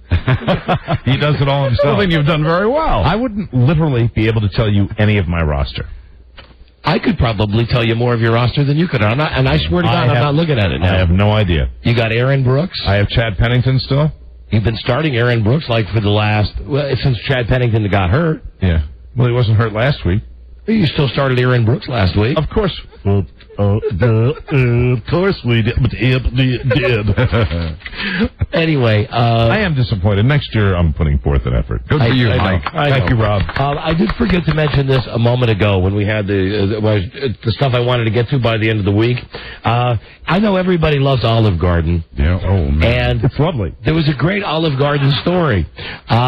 Give birth in an Olive Garden restaurant. Oh. And your family. Oh, fantastic. One of the restaurant's employees in Boulder, Colorado, barricaded herself in the Olive Garden restroom. Oh, man, a little placenta and all the breadsticks you want. Yesterday for 3 hours. So she locks herself in the bathroom at the Olive Garden for 3 hours. They're knocking on the door. They're saying, what's going on? Don't bother me. Anyway, 3 hours later, she came out with a brand new baby. Police say they're not sure why she went to the bathroom instead of a hospital. This, I think, is very interesting. She did not speak a lot of English. Right, so you draw your own conclusion. Bueno. Hey. You don't have that problem at the Look Around Cafe, do you, right, Mike? Absolutely not. We've never had a baby delivered. Not on my watch. Maybe tonight. Try the polo cone after birth.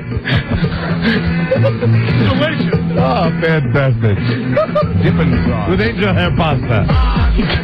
Did you already say placenta? Yeah. Okay. Yeah. Okay. All right. That's the winner. Let's do a phone scan right now. Bueno. You always win with placenta. Yeah, it's a wonderful word. You will always beat me with placenta. Placenta. And imagine if you really did beat me with placenta. Well, it depends on how. Oh no, I'm not. You would have to harden it. Yeah, I would freeze it and harden it and turn it into a placenta bat. No, you put it in a pillowcase. All right, Mr. Expert. There you go. Okay, Mr. Do-It-Yourself. I'll try you a picture. You know what you are? You are wheezy now. You are the Bob Vila of wife abuse. You really are. Yeah, really. And I've got a whole section of things you can buy at Sears. You might want to check them out. What, like now you're surprised, Buzz? Now you're shocked? Oh, I mean, it's the Rob Spiewak CSI collection. Specific tools, apparently. Yeah, well, you got to have a sock. You got to have BBs. Right. You don't need any details. You got the idea. Don't forget the soap, the extra big Lifebuoy soap. That's right. And then you use it afterwards to clean up. And plenty of Sure Grip pliers. Pliers. That was Mike's edition, incidentally. Pliers. Thank you. But I recommend the Vice Grips. I recommend the latter. Pliers rhymes with fires. It does. Unfortunate fires. Did we mention duct tape? Wouldn't it be great if there was one of those like Zales commercials where they did it with that same guy with that annoying delivery? He goes, No. This year, give her what she really needs. A nice roll of duct tape. And now at Zales, all duct tape is 25% off. Hello! And don't miss the TV spot where Carrie's duct tape and laying on a square in Paris, and I'm yelling, I love this woman! That's a good spot. Bingo. We have a phone scan lying straight ahead. Okay, 877-365-3636, and from Canada, 800-636-1067. Oh, there's the music again. Yeah. Phone scan is next. Turn it off, please. This is the Don and Mike Show. Oh, another Friday is upon us. What'll you be doing, Smithers? Something gay, no doubt. What? You know, light-hearted, fancy-free. Mothers, lock up your daughters. Smithers is on the town. Exactly. The Don and Mike Show. Here to shepherd you through your afternoon, Don Geronimo and Mike O'Mara. Yeah. Bow. Before it was a car commercial, it was a song. Yeah. And, I'm finding more and more that the more songs are used for commercials. I used to be, uptight when the Beatles first had Michael Jackson bought the rights. Right. And It's like blasphemy. Beatles songs were in Nike commercials. Mm-hmm. It's like now, what is it, Target? I don't know who it is, but it's Pete Townsend. Let my love open the door. Mm-hmm. Right. What does that have to do with going to Target? It's just a catchy tune, and the melodies don't exist in a lot of modern music anymore. So that's what that's why they use kind of they would be called classic rock songs. It's just weird to hear classic rock used to sell Buicks now. And that's boy. And which one is that? I don't remember now. Is it Zeppelin? Hold on. No, it's not Zeppelin. No, Zeppelin is the rock and roll is used for Cadillac. Boy, but that's the one. It's we know the commercial because it's got two Buicks coming right down the road and a together. Great song. They look exactly the same. Yes, Rob, where's the melody, said the aging man. You're absolutely right. But where is the melody? You're right, though. Someone will call and tell us what the song is. But it's in the Buick commercial. That was one that tested my sensibility. Yeah. And me they too. were selling Buick. Because I remember it. And it's very, even if it's classic, it's still hip, and it bothered me. Yes, me too. 877-365-3636. Phone scan. Here we go. Hello. Last phone scan of the week. Hey, fellas. Hi, you're on the air. Hey, how you doing? Okay. Cool. Hey, Buzz, how you doing? I'm all right. Good. Hey, sorry to hear about your parking spot the one other day. That sucked. Yeah, well, life's rough. Well, Buzz got to yell at a lady, so that's good. Hey, Buzz, you got any plans for the weekend? Yeah, Christmas shopping, packing, sending. Hey, I think I could remedy the parking lot spot problem. How? Just cut her head off and paste it to your parking spot. Wow. Next time I will. Thank you for the tip. Okay, it's Rob's applauding that. It's getting close to 6 o'clock on a Friday East Coast time. Hello, Don and Mike Show. I'm silently applauding. I'm just doing the golf applause. You can't hear it. And I'm silently getting nauseous. Hello, Don and Mike. What's going on, Don, Mike? Hey. Hey, you guys remember that Michael Vick commercial where he threw the football up into the stands? Like it was about maybe 2 years ago? Oh, yeah, that was another of the fake Michael Vick commercials that I idiotically believed at first. Yes. Because I thought you were like some kind of professional pro, and I guess not, because that was pretty stupid of you, just like freeze a whore. Oh, hey, God. Listen, hey, dumbass, I got your number on caller ID. What's your problem, What dude? a big man he is. Yeah. Well, we're getting close to that 6 o'clock hour. Please call back, area code 509-681. I got the rest of your number, but call back. Very brave to anonymously attack a woman. As I said, it is, gentlemen, this is the holiday season, too. And that's the best he can do? You remember that Michael Vick commercial 2 years ago? You're really stupid. Your wife's a whore. Click. I guess he got us. And he runs away. Hello, Don and Mike Show. Hey, Don. Hey, Mike. Hi there. It's easy to hide behind a telephone, son. What can we do for you, honey? Nothing much. I just wanted to say that I saw you after the Ravens game, Don, and you were looking pretty hot. Yeah, it's unanimous. It's the good and the bad. I agree. On every phone. Leather jacket. It's my curse that I am just incredibly handsome. The problem is that I'm just a total dope when I'm on TV. You know, really, I am. And Mike was right. You sold it more that you were more spazzy when you were talking to Rich Eisen than you did when you came back. I didn't see it. But, I mean, it sounded like it was well received. Thanks for hurting me again. How many times? No, you were great. How many times? Thank you, ma'am. See, how am I hurting you? How many times do you have to say, I didn't see it? Well, I couldn't see it. You didn't see it. Oh, you don't have a VCR? I couldn't VCR Doesn't it. get the Baltimore channels.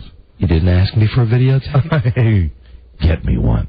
Christmas is coming. Come on. Too late now. Come on. My guy, videotape it, please. Please. It's been maybe 20 years since I videotaped We used to videotape everything. One of our moronic appearances on television. I stopped videotaping with a little ditty known as the Primetime Video Zoo. Hello, Don and Mike Show. Oh, stop that. You are encouraging him. I can't help it. He entertains me. I know he does. I wish the finger guy would start entertaining Buzz then. That'd be great. I like him. I want him to stay with me. Yeah. You want the finger guy? More than you know. Would you say it? No. I just did, really. Yeah. I know, but it won't work in the I want the finger guy. One more time without me talking? Not a chance. Hello, Don and Mike Show. Hey, Don and Mike. It's Aerosmith. Dream On. Thank you. That's it. Oh! Buick. My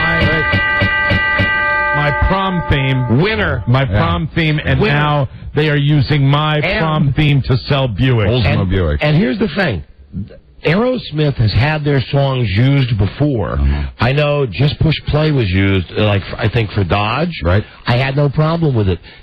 Mike, you just hit on the exact reason. It's because it's Dream On. Yeah. It's like you don't use Dream On or Walk This Way or Sweet Emotion.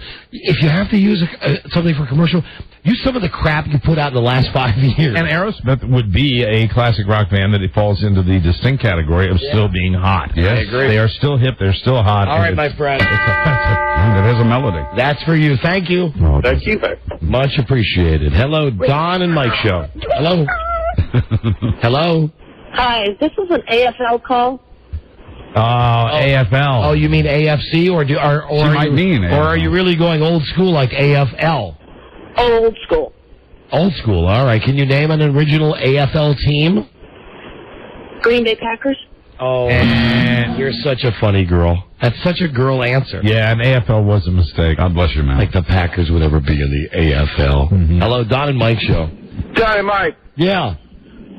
John Placenta. Didn't he used to narrate those NFL films? That's right. It's John Facenda. Oh, it's funny that he said John Placenta. John Placenta. Oh, yeah. I missed the joke. There he is, Mike. Yeah. Okay, another good one. 3rd down and 4 yards to go, and the field is covered with placenta.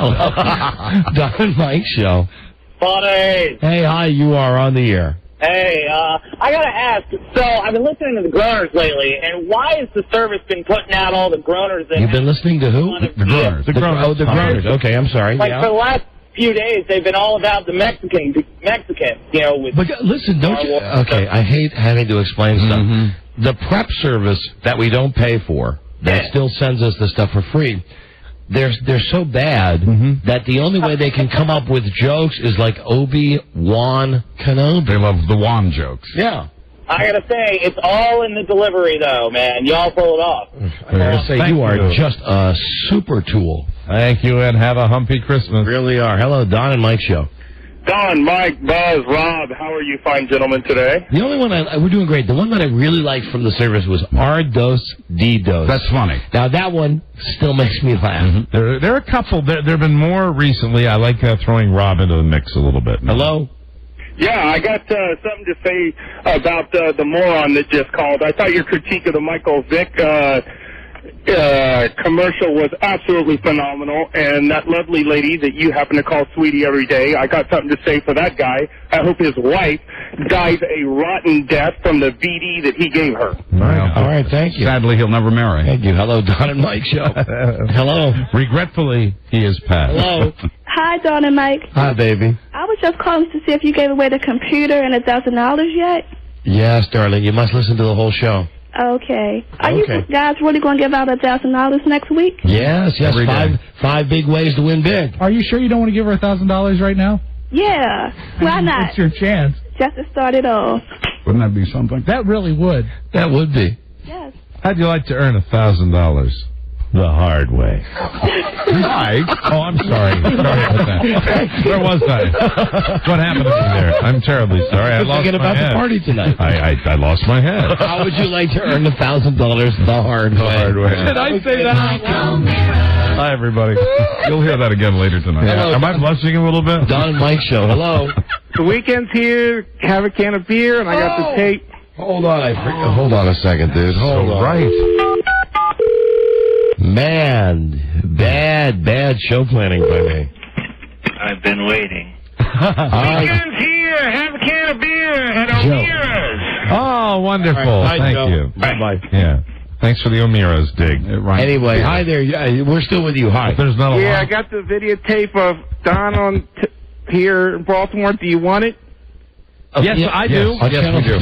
Shut up, liar. I do. Shut up, liar. I'd No, like we to don't. see it. Send it to my attention here at the station. No, we don't. You know what? Record Judging Amy over it or something good. When Joe was mentioning O'Meara's earlier, I just one little piece of advice for What's Joe. that? Bring some ID. Hello. Don and Mike Show. 2 forms. Hello. Forget I'm halfway home. Hello, you're on the air. Hey, I know you could, with the proper herbs and spices, you can have a nice placenta pie. Hey, thank you, my friend. Hello, just in time for the holidays. Put on some Kraft baby marshmallows. Bake in a 350-degree oven. Chill. Cover with Kraft caramels and serve. A delightful placenta treat from Kraft. But if you have a big family like me, you need to buy Placenta Helper. Yes, Placenta Helper will stretch the average placenta to servings of 12 or more. Stretch it. Oh. Hey. Hello, Don. Oh, that makes you go, eh? Yeah. Hello, Now Don you've and gone Mike. too far. Yeah, right. Hello, Don and Mike Show. Shock jock. Hello. Yes, hello. Hi, we're here. T-Wack. Hi. What? I was just calling. I'm a recent listener calling from Oakville, Ontario, Canada, and was on the website today. Yes. Good. I don't know. You don't know what? It's a silly-looking bunch. Yeah. Well, you're a dumbass call. What do you want? What do you want me to answer to that? You know, I mean, what did you say? You're a recent listener? Yeah. Well, kiss my ass. You know what you are now? You're a former listener. Get out of here. Wow. And happy holidays to you. You kidding me? Come on. Hello, Don and Mike Show. Pleasure calling from a second-rate country. Here. Yeah, amen, Rob. Hello. Greetings from Titletown. Greetings from where? Titletown, Green Bay. Oh, Green Bay. Titletown. I thought it was Bartertown. Yeah. Who runs Bartertown? Master Blaster. We'll run Bordertown. Hello. Hey, and gentlemen, Yes. placenta, it's not just for breakfast anymore. Okay, thank you, Green Bay.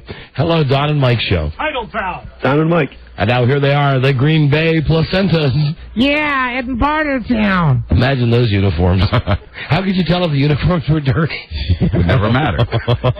See, one of those shots, you know, Madden always loves it when the guy's got, like, blood coming off his uniform. How could you possibly tell? That's right. You can't even see that you're not coming. That's amazing. Coach, my face mask is dripping. Oh. And look at, you know, Madden likes saying snot bubble. Yeah. Look at that placenta bubble. Boom! John Madden would love to tell us straighter with that. Got placenta all over him. When the team wins a playoff game, look, they got the big Gatorade jug. They spill placenta all over Bill Parcells. He circles it. Here comes Harry Carson and Lawrence Taylor with a gigantic jar, a big barrel. Oh, there he goes. Placenta all over him. Hello, Don and Mike. Don and Mike. Yes. Radio gods. Yes. Any chance of getting an autographed picture if I get a big Don and Mike ticket? No. Hello, Don and Mike Show. Phone scan. Hey, I want a 10-second super happy terrific Friday for you guys. Are you ready? A what? 10 seconds. She has one for us. Okay, go ahead. Super happy. Yeah, here we go.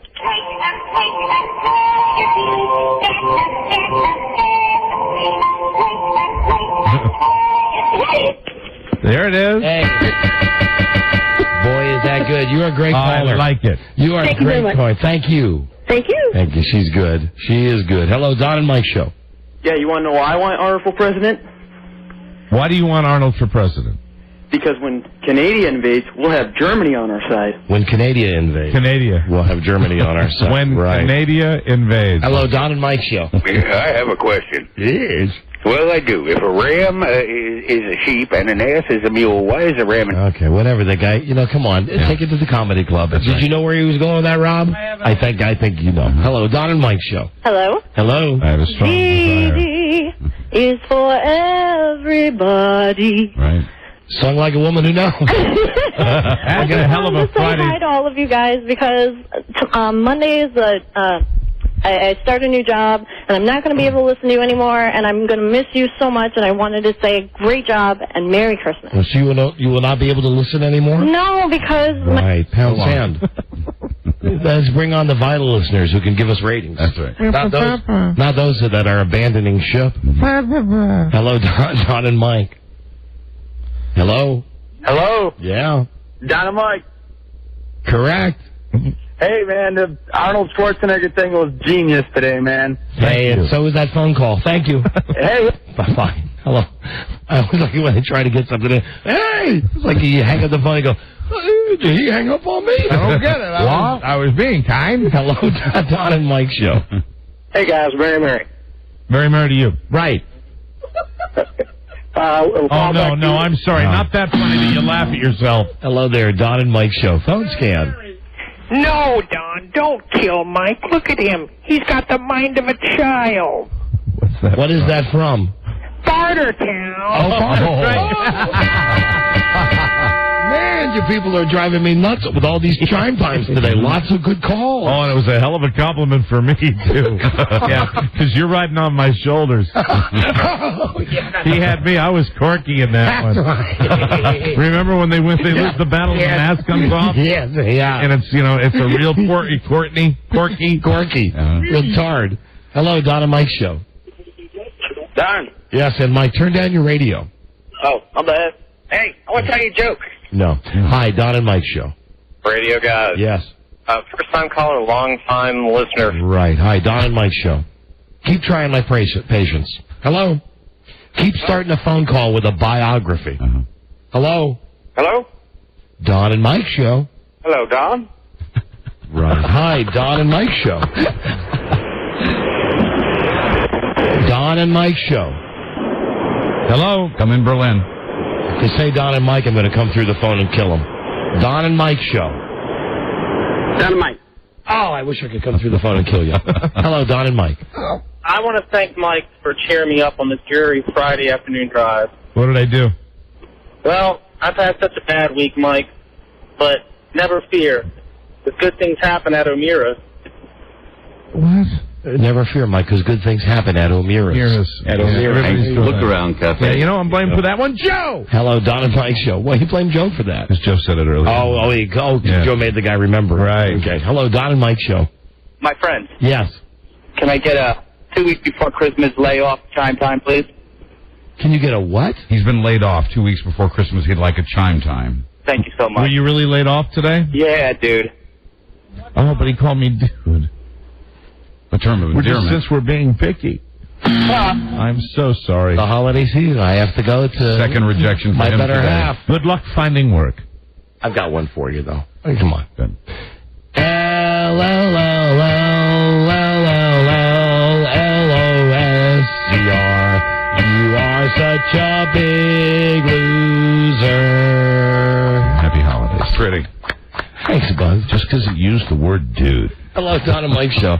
And I like dude. That's why he got laid off. I like it. I just don't like it used at us. Mm-hmm. I think Mike feels the same way, right? Dude, you're right, wrong. Dude. Right, dude? Hello, Don and Mike.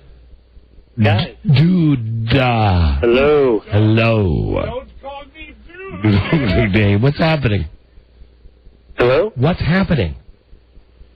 Speak. I'm not referring to the 1970s hit television show. I'm asking you, why are you calling? What's happening? What's the reason for the phone call? I'm calling about the Don and Mike website store. Yes, what about? Oh, wait, I'll take that call. Yes, how can I help you? Mike will take that call. How you doing? What's your name? Hey, my name's Mike. I'm in Houston. Hi, Mike. How are you? Great. Happy holidays to you. Happy holidays to you. I heard you had a question about the store on the DonandMikeWebsite.com. I absolutely do have a question. Fire away. Mike is interested. Do you guys still have your balls, the golf balls? Do we have them, Don? You might know that better we do than I not. do. We are currently out. We are currently out of balls. We're out of them, but we'll get them again soon. And they will be put on the Don and Mike website? Yes, absolutely. How long? Wonderful. Might I suggest if you don't have the golf balls, might I suggest a nice jacket? Goodbye. You're the greatest whore of all time. Thank you. Of all time. I'm the greatest whore of all time. Don and Mike show. Phone scan. Hello. Hey, Don and Mike. Yeah. Hey, I want to thank you guys for breaking my nose last Thursday. How so? When Buzz was doing the news about the lady that fell down in front of the Santa Claus, and in the background somebody was saying, hey, Johnny, what do you want for Christmas? Counseling. I rear-ended a truck and broke my nose. I feel very good about that. Now that's We're feel good. all applauding There you that. go. Thank you, my friend. All right, have a good day. Okay, see you later. Hi there, Don and Mike show. Phone scan. Hey, guys, just wanted to simply thank you for the Schwarzenegger interview. That was killer. I like that. I like the feedback we're getting on that. Oh, yeah, we're out of Sacramento, and just hearing you guys, that was great. Knowing you were mocking them. Okay, so you knew we were mocking him. Thank you. Yeah, he gets the joke. Thank you for tracking with us. I really assume that anybody that says, I hope the people that are calling it killer are not like, a MenDonald.com fan. Hello, Don and Mike show. Oh, Don and Mike. Yes. How y'all doing over there? What can we do for you? What? Oh! Across the chin. Oh! Really good, Hickory dickory dock. Hello, Don and Mike show. Hello. Yes, we moved on to another caller. Hello. Hello, I was wondering, when are you going to do your next absent program? Jesus Christ, we just did it like a month ago. Okay, the guy's got a decent point. Don't bite his head off. It's a valid question. Don and Mike show. I love it when Mike says that. Because you said it that one time with Doris Roberts, when I asked Doris Roberts if she would make love with me, and Mike backs me up by saying, it's a legitimate question. And that was a face-to-face interview, too. That wasn't one of our cowardly phone things. I got a nice look from the publicist when I said that. It's a legitimate question. Hello, Don and Mike. Shut up! Shut up! Shut up! Shut up! Everybody shut up! This guy, shut up! The Langley's guy on the Baltimore defense! Shut up! Shut up! I'm gonna kill you! Shut up! Shut up! Shut up! Shut up! Shut up! Shut up! I can shut you up! I'm gonna shut you up, Gary! Shut up! Shut up! Shut up! Shut up! Shut up! Shut up! Shut up! Shut up! Oh, I see where it goes from. Shut up! You hear me? Shut up! Shut up! Shut up! Shut up! Shut up! I'm telling you in the rain! I need you to shut up! Did he hang up? Was that good? Oh, he's still there. Yeah! You feel better? Baltimore defense caller! Okay. Shut up! All right, okay. Shut up! Okay, bye. Okay, had to hang up on that guy. Hello, Don and Mike show. Something about the Ravens defense. Best call of the phone scan. Hello, Don and Mike. And the second best call right there. Rude, Don and Mike, hello. Hey, fellas, I just wanted to let you know I really enjoyed the Robert the Mailman segment the other day. Oh, good. Thanks, fellas. It reminded me of how funny your show once was before you sold out like a couple of old women. Okay, now listen, come on, it's right before Christmas. You really want to fight or you just want to hang up because you're a coward? Yeah. Question answered. There you go. Thank you. Thank you. All of the cowards are calling those today. calls always come in after we have Robert on the show. Hello, Don and Mike show. Dill Pickles, what's going on? Pickle power. Pickle power. Pickle power. Pickle power. Hey, Mike, or Don, I'm so glad you ain't telling me your boring story tonight about Frida's dumb old picture. You bored the crap out of this guy. You are really well-spoken to be criticizing me and what I discuss on my national radio show. Let's enter your world and find out what you do for a living. Say, Jughead. What do you do, sir? Actually, I'm in the Army there, big guy. You're in the Army, big guy. Where? What branch of the service? I pray you get sent to the front lines. Been there, done that. Oh, you've been there, done that. You might have to go back. I don't know if you've read the news stories lately. Probably still. That's great. Good luck. No, but I do enjoy you guys' program. Sure you do. Yeah, make sure you keep your head down. All right. Will do. Bye-bye. Bye-bye. Oh, come on. Hang up. How could it be that they didn't kill you?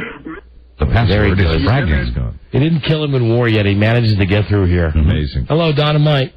As the Packers drive down the frozen tundra of Lambeau Field. Creative. It was funny, Mike, but we can't do that. That's why the show used to be better. I know. According to that last one. one. That's right. Hello, Don and Mike show.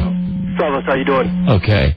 Hey, last Friday, did I hear Mike O'Meara say that he checked? That's true. Now, that actually is playing by the rules. That's true. I can get on and I did. I was very close to the television, and I noticed that his was bigger than Rich Eisen's. Sure. I can say that. It's a nice stool. Because they sit on stools when they're interviewing people, so I can say it for everyone to hear, and it's not even being repetitive. The fact is that Lincoln Kennedy's stool was bigger than Rich Eisen. Hello, Don and Mike. Hello. Yeah. Yeah. Yeah. I just wanted to let you know that. Yeah. Yeah. Hey, I'm just calling to let you know I started a new job on Monday, but I'll still be listening. All right, now there you go. Thank you, my friend. Like hearing that. Thank you. Hello there. Don and Mike show. Phone scan. How can you have any pudding if you don't finish your placenta? Oh, yeah. Pink Floyd, yeah. Hello, Don and Mike show. Don and Mike, Radio God. Right, hi there. DonandMikeWebsite.com is my one place stop to shop for Christmas.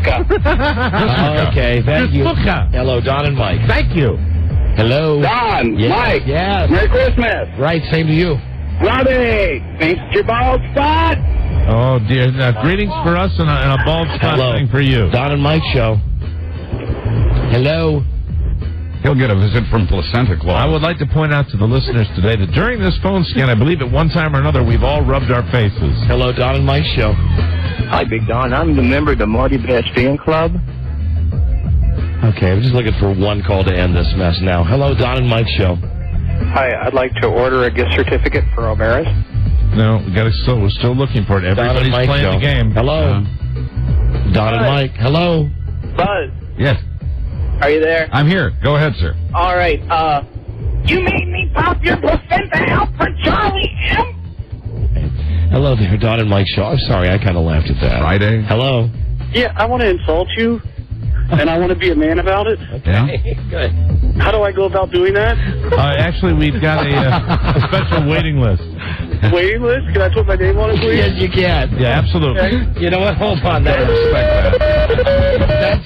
That's too good. Yeah. You're good. You're the last one on the phone scan. Thank you very much. Yeah. What's your name? Galen. And where are you from, my friend? Alexandria. Beautiful. Okay. $500 in laser loot from Georgetown Laser Hair Removal. Oh, how about that? Is there a wow. Is there a hairy lady in your life? No, but I could use some hair on the top of my head. Oh, dear. Well, this kind of does the opposite. It's $500 laser loot from GeorgetownLaser.com. Georgetown Laser, making the world a better place, one hair at a time. That's right. Have them do your eyebrows. All right, thank you, my friend. Thank you. Thank you. Hold on a He second. was talking when you were talking. Right? I know. Perhaps I shouldn't have spoke. No, it was him. You suppose? Merry Christmas! I grow so weary. Buzz? Yes. Hi, Buzz. Hi. Gotta put your tape in. Oh. There you go. In a world where owning a radio was strictly forbidden, Verboten. one man found a way to bring good news to his people. There he is.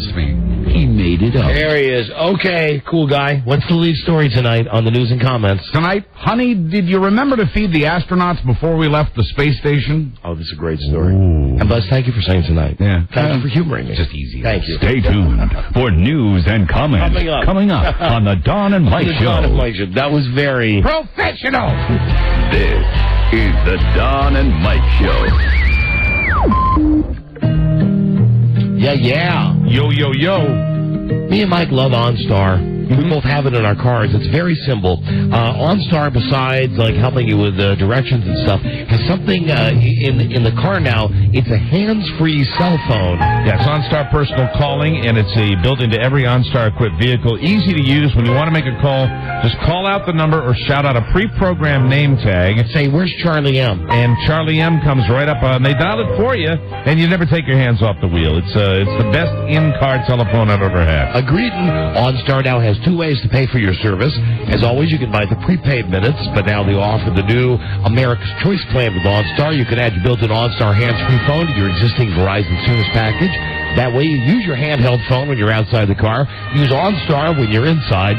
Two ways to connect that work off one package of minutes and one Verizon bill. If you have OnStar, press the blue button to order minutes. If you don't have OnStar, check out OnStar.com or swing by any GM dealership for a demo. Okay, got like 3 seconds. Me and Mike both have it. We do. We like it. Yep. Endorse it. Uh-huh. Send us some free minutes. Thank you, OnStar. Horrors. Nice job. This is the Don and Mike Show. I learned from the best. What's the word from Planet Crackpot? The Don and Mike Show. Nothing matters but the weekend. Bow, bow, bow. Pleased to be enjoying the Don and Mike Show. All right, here we go.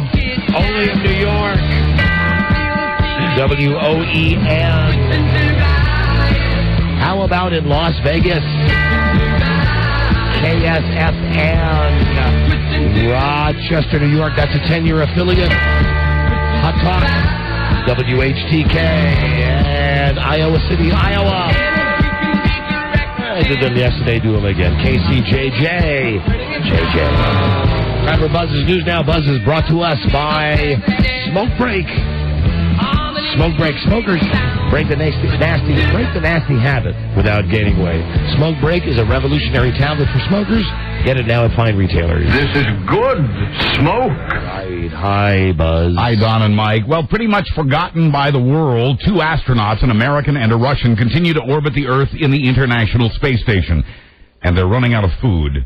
Ever since the American Space Shuttle program was grounded because of another disaster early last year, the supplies haven't been coming as regularly. The astronauts are being told now to conserve calories while they await the arrival of a Russian robot cargo ship on Christmas Day. This is too retarded that they had the pictures on the news of these guys out doing the spacewalks and everything. Right. And basically, they could stay up there for another 6 or 7 months. Yeah. They just don't have food. And if they are they completely out? Yeah, it's getting low. They're down to 6 days worth of food, and that's cutting back. Yeah. If they can't get the food, they're going to have to come back to Earth. Wow. And that's going to be like the dumbest reason to come back. You know, we forgot to pack a lunch. Yeah. They are rationing, and they're just not getting supplies. They used to get tons of shipments, but ever since we stopped sending up shuttles, the food nobody visits anymore. What idiots they are. Just kidding. If it's late, if this robot Russian cargo ship that's due on Christmas Day, if it's late, they'll be down to a 10-day supply of food. And hey, Mike, where's Charlie? Robot. He's not here, Tom. Robot.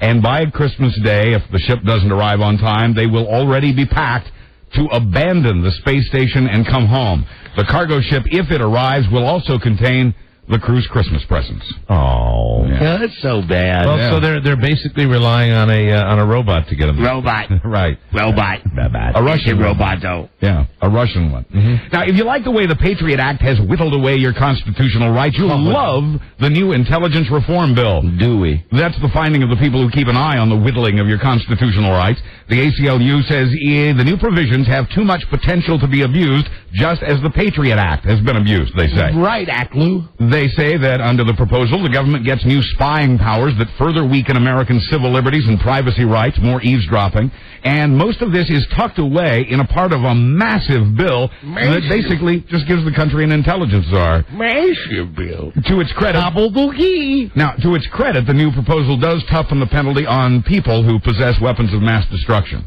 Oh, well, that's good. So the people that are walking through the airport with the atom bomb, they're going to get busted. Exactly. I get you. You know what you are? What? You're the thinking man's news thing on this show. I get what you're doing. He sure is. You say your funny stories and we laugh, and then you squeeze in some, like, I haven't figured it out yet, Buzz, but you're squeezing a message in there. And you know when they finally get that intelligence bill and all those civil rights are violated? Yeah. He's the first one they're going to take away. Oh, yeah. Right, because you're a big mouth. Take out the punk. Tommy.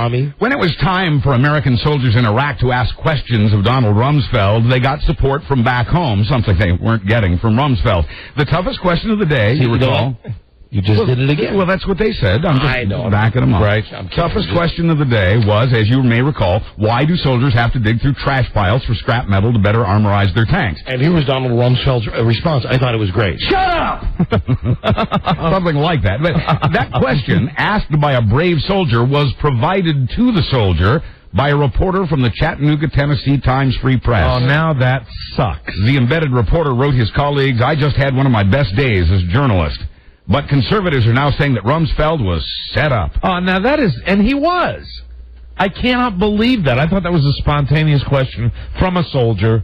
Now I'm upset. But don't you think there's a fair chance? Now I'm visibly shaken. Don't you think that's first of all, the soldier did get up and ask the question and had the courage to do so. Yeah, and but I mean, do you think the soldier would have asked the question if he didn't really want to know the answer? No, but it's disingenuous. It's terrible. It's crap, and it totally loses credibility. God, it was. You know, this country's nuts. If here's how the soldier could have handled it. That makes me mad. The soldier could have said, I talked to, Tom Hardy from the local Register, and he brought up a question that I think is important. And who knows really whether that information we're getting right now is accurate. Too. Right. It might have been a conversation that he was having with the reporter when the reporter said, why don't you ask him about the fact that you guys have to go through the trash to get your armor. Right. He might have said, it might have gone down like that. It might have. But it's still, don't you think that just taints the whole thing? Yeah, like it makes you feel bad for Rumsfeld. Yeah, I'm sorry, Mike. I know. But it does. Not me. Well, not you, of course. Teflon over there. I'm a punk. But but you're a well-dressed punk. Thank you. You're cute today. Well, I think the whole thing stinks. The Democratic Party of late has been run by professional election losers. That's the assessment of a group of angry liberals who say they plan to take back the party from guys like outgoing DNC Chief Terry McAuliffe. Oh, hold on. John Kerry? Oh, Hi there. Hi, John. Not a bad idea. MoveOn.org, and this is not the only group saying what you're about to hear, but MoveOn.org says it's time for a Washington outsider to lead the party. Quoting MoveOn political director Eli Pariser, last year, grassroots contributors gave more than $300 million to Kerry and proved the party doesn't need corporate cash. The grassroots? They haven't had a hit record in 20 years, Buzz. No, they got a party now. Now it's our party. He says, we bought it, we own it, and we're going to take it back. For years, the party's been led by elite Washington insiders, he says, who are closer to lobbyists than to the Democratic base. Yeah, and they are. And a lot of the guys, one of the guys who's actually running for that post is saying much the same thing. Good. Well, I think it's time for a change. Anybody that's sitting on this side of the fence would agree. I love the way everything's going. Super. Yeah, going our way. Proud to be an American. At least I know Bush is my president. I love it when you quote Greenwood. The cost of your caffeine fix is going up again. Folger says it's raising the price 14% on a 13-ounce can. Remember when they were 16-ounce cans? You know who that's going to affect, Rob? Who? Starbucks. But coffee prices will go up again for the first time in a couple of years when they soon jump from $2 to $2.28 for that 13-ouncer. Don't you remember the good days when it was actually cheaper to get cocaine than coffee? Just kidding. Of course. Other coffee companies are expected to do the same. I'm trying to think. Coffee bean prices are now higher than they've been in 4 years. You and Robert Evans and Dick Van Patten doing blow. Could you get Coke like for 75 cents? I was just joking. I was kidding. I was saying you seriously. Yeah. I was going to say, if that's the case, why? I wasted tons of money. I really had. I mean, of course, I did waste tons of money, but I wasted more than I could have. And it was really expensive if you got a cocaine latte. Conversely, however, the price of heroin has gone way down over the years. Isn't that great? Tell me. I'm so glad they're selling it now at Walmart. Starbucks, meanwhile, Starbucks will Kirkland heroin. Kirkland heroin, hey, it's just as good as the real. That's right. Always use a new needle. Starbucks, meanwhile, is going to start offering overpriced hot food along with the overpriced hot coffee. It's already being tried in Seattle, and the chain's about ready to go nationwide with the food. Their breakfast sandwich, which is not cooked in the store, costs about $1 more than McDonald's. Okay, I see. That's not their look. Save it for the Christmas party. Put this in my pocket. Okay, I'll laugh at that in about 2 hours. Harder than I'm laughing right now. Dude, you got Adele cooking your boys. A new study says a laptop can make you sterile. Oh, no. That's our story when we come back. Doodorama. Dude looks like a lady. Buzz, that was my cue. That was it. Be right back, dude. This is the Don and Mike Show. Doodah Day. Gosh, I hate to interrupt. It's all been so incredibly fascinating and entertaining and instructive. Really, the time has just flown by. The Don and Mike Show. Half of light and half of dark. The Don and Mike Show. You nervous? Huh? Nervous? No. Party? Big holiday party tonight at your Look Around Cafe? No, I don't care enough to be nervous. Oh, come on. Thanks. Look Around Cafe. Come on, yes you do. No, it's gonna be great. I'm not saying bad nervous. Aren't you just good nervous? I mean, yeah, I'm excited because a lot of the people who were going to be coming tonight were not there the last time most of us were there for the grand opening. Yeah, I'm looking forward to everybody getting a chance to come out. But no, actually not. I'm not nervous. I would have been nervous if I didn't have people that know what they're. I have nothing to do with it, so that doesn't make me. If it was my thing doing it, arranging it, and with no experience like the last year, but now I have people that know what they're doing, so I'm very happy about that. I just wanted to point that out there. I don't even think I said this to you off the air, because I've not wanted to point out the pressure. Right. I would just like to point out, though, at this point, counterpoint, that last year we did not go to the Christmas party because it was at a bad location downtown. Yep. It took us over 2 hours to get there. We stood outside. We couldn't, and when we got down there was no parking. They had no parking, and a lot of people at the station hated us because we had the nerve to go all the way downtown and then get in a fight with the general manager and say there's no place to park. Right. So now you know what they're saying. Oh, really? Now, so they're saying now, hey, you better be good this year. That's right. Really? Oh, well, screw them. Yeah, that's right. Then these guys last year. We'll have a good time. You mean we like all the people on this show? That's right. We'll have a good time. We'll have a great time. You know, and when I said I'm I don't care. I do care about our little family having a good time. You guys and your wives and stuff like that. Isn't there some part of you that cares that the rest of the people have a good time? Well, I know they will. So I mean, I know. I just think that. I don't know, Mike. I'm in a numb thing. It's almost like I feel the same way when my father died. You know. It's an odd parallel. Yeah, I mean, it's a party, and that was a joke. Yeah. I'm sorry. It really. You guys are looking for something you're not going to get. So I'm just trying to be lighthearted here. So yes, I'm nervous. Okay. Okay, I was just trying to goof around too. You've never brought up your dad's passing before as like some joke, as like a segue joke. It was a joke. That's all. Although I did mention your dad today. You did. Remember in the office? Yeah. When you told me that there was... Oh, yeah, that's right. We might have shots later on. Mike was saying that there'd be shooters. We would be very proud of that. I said your dad would be proud, because I remember when you got the place, I remember reading the article in the local newspaper where you said that your dad's dream that you would own an Irish pub. Absolutely. Right? And I'm sure it was part of your dad's dream that after 10 o'clock tonight, all the waitresses would come in with watermelon shooters for everybody. If they want them, if people want them. That won't be forced. Well, you're forcing them on everybody. No. Oh, that was a secret.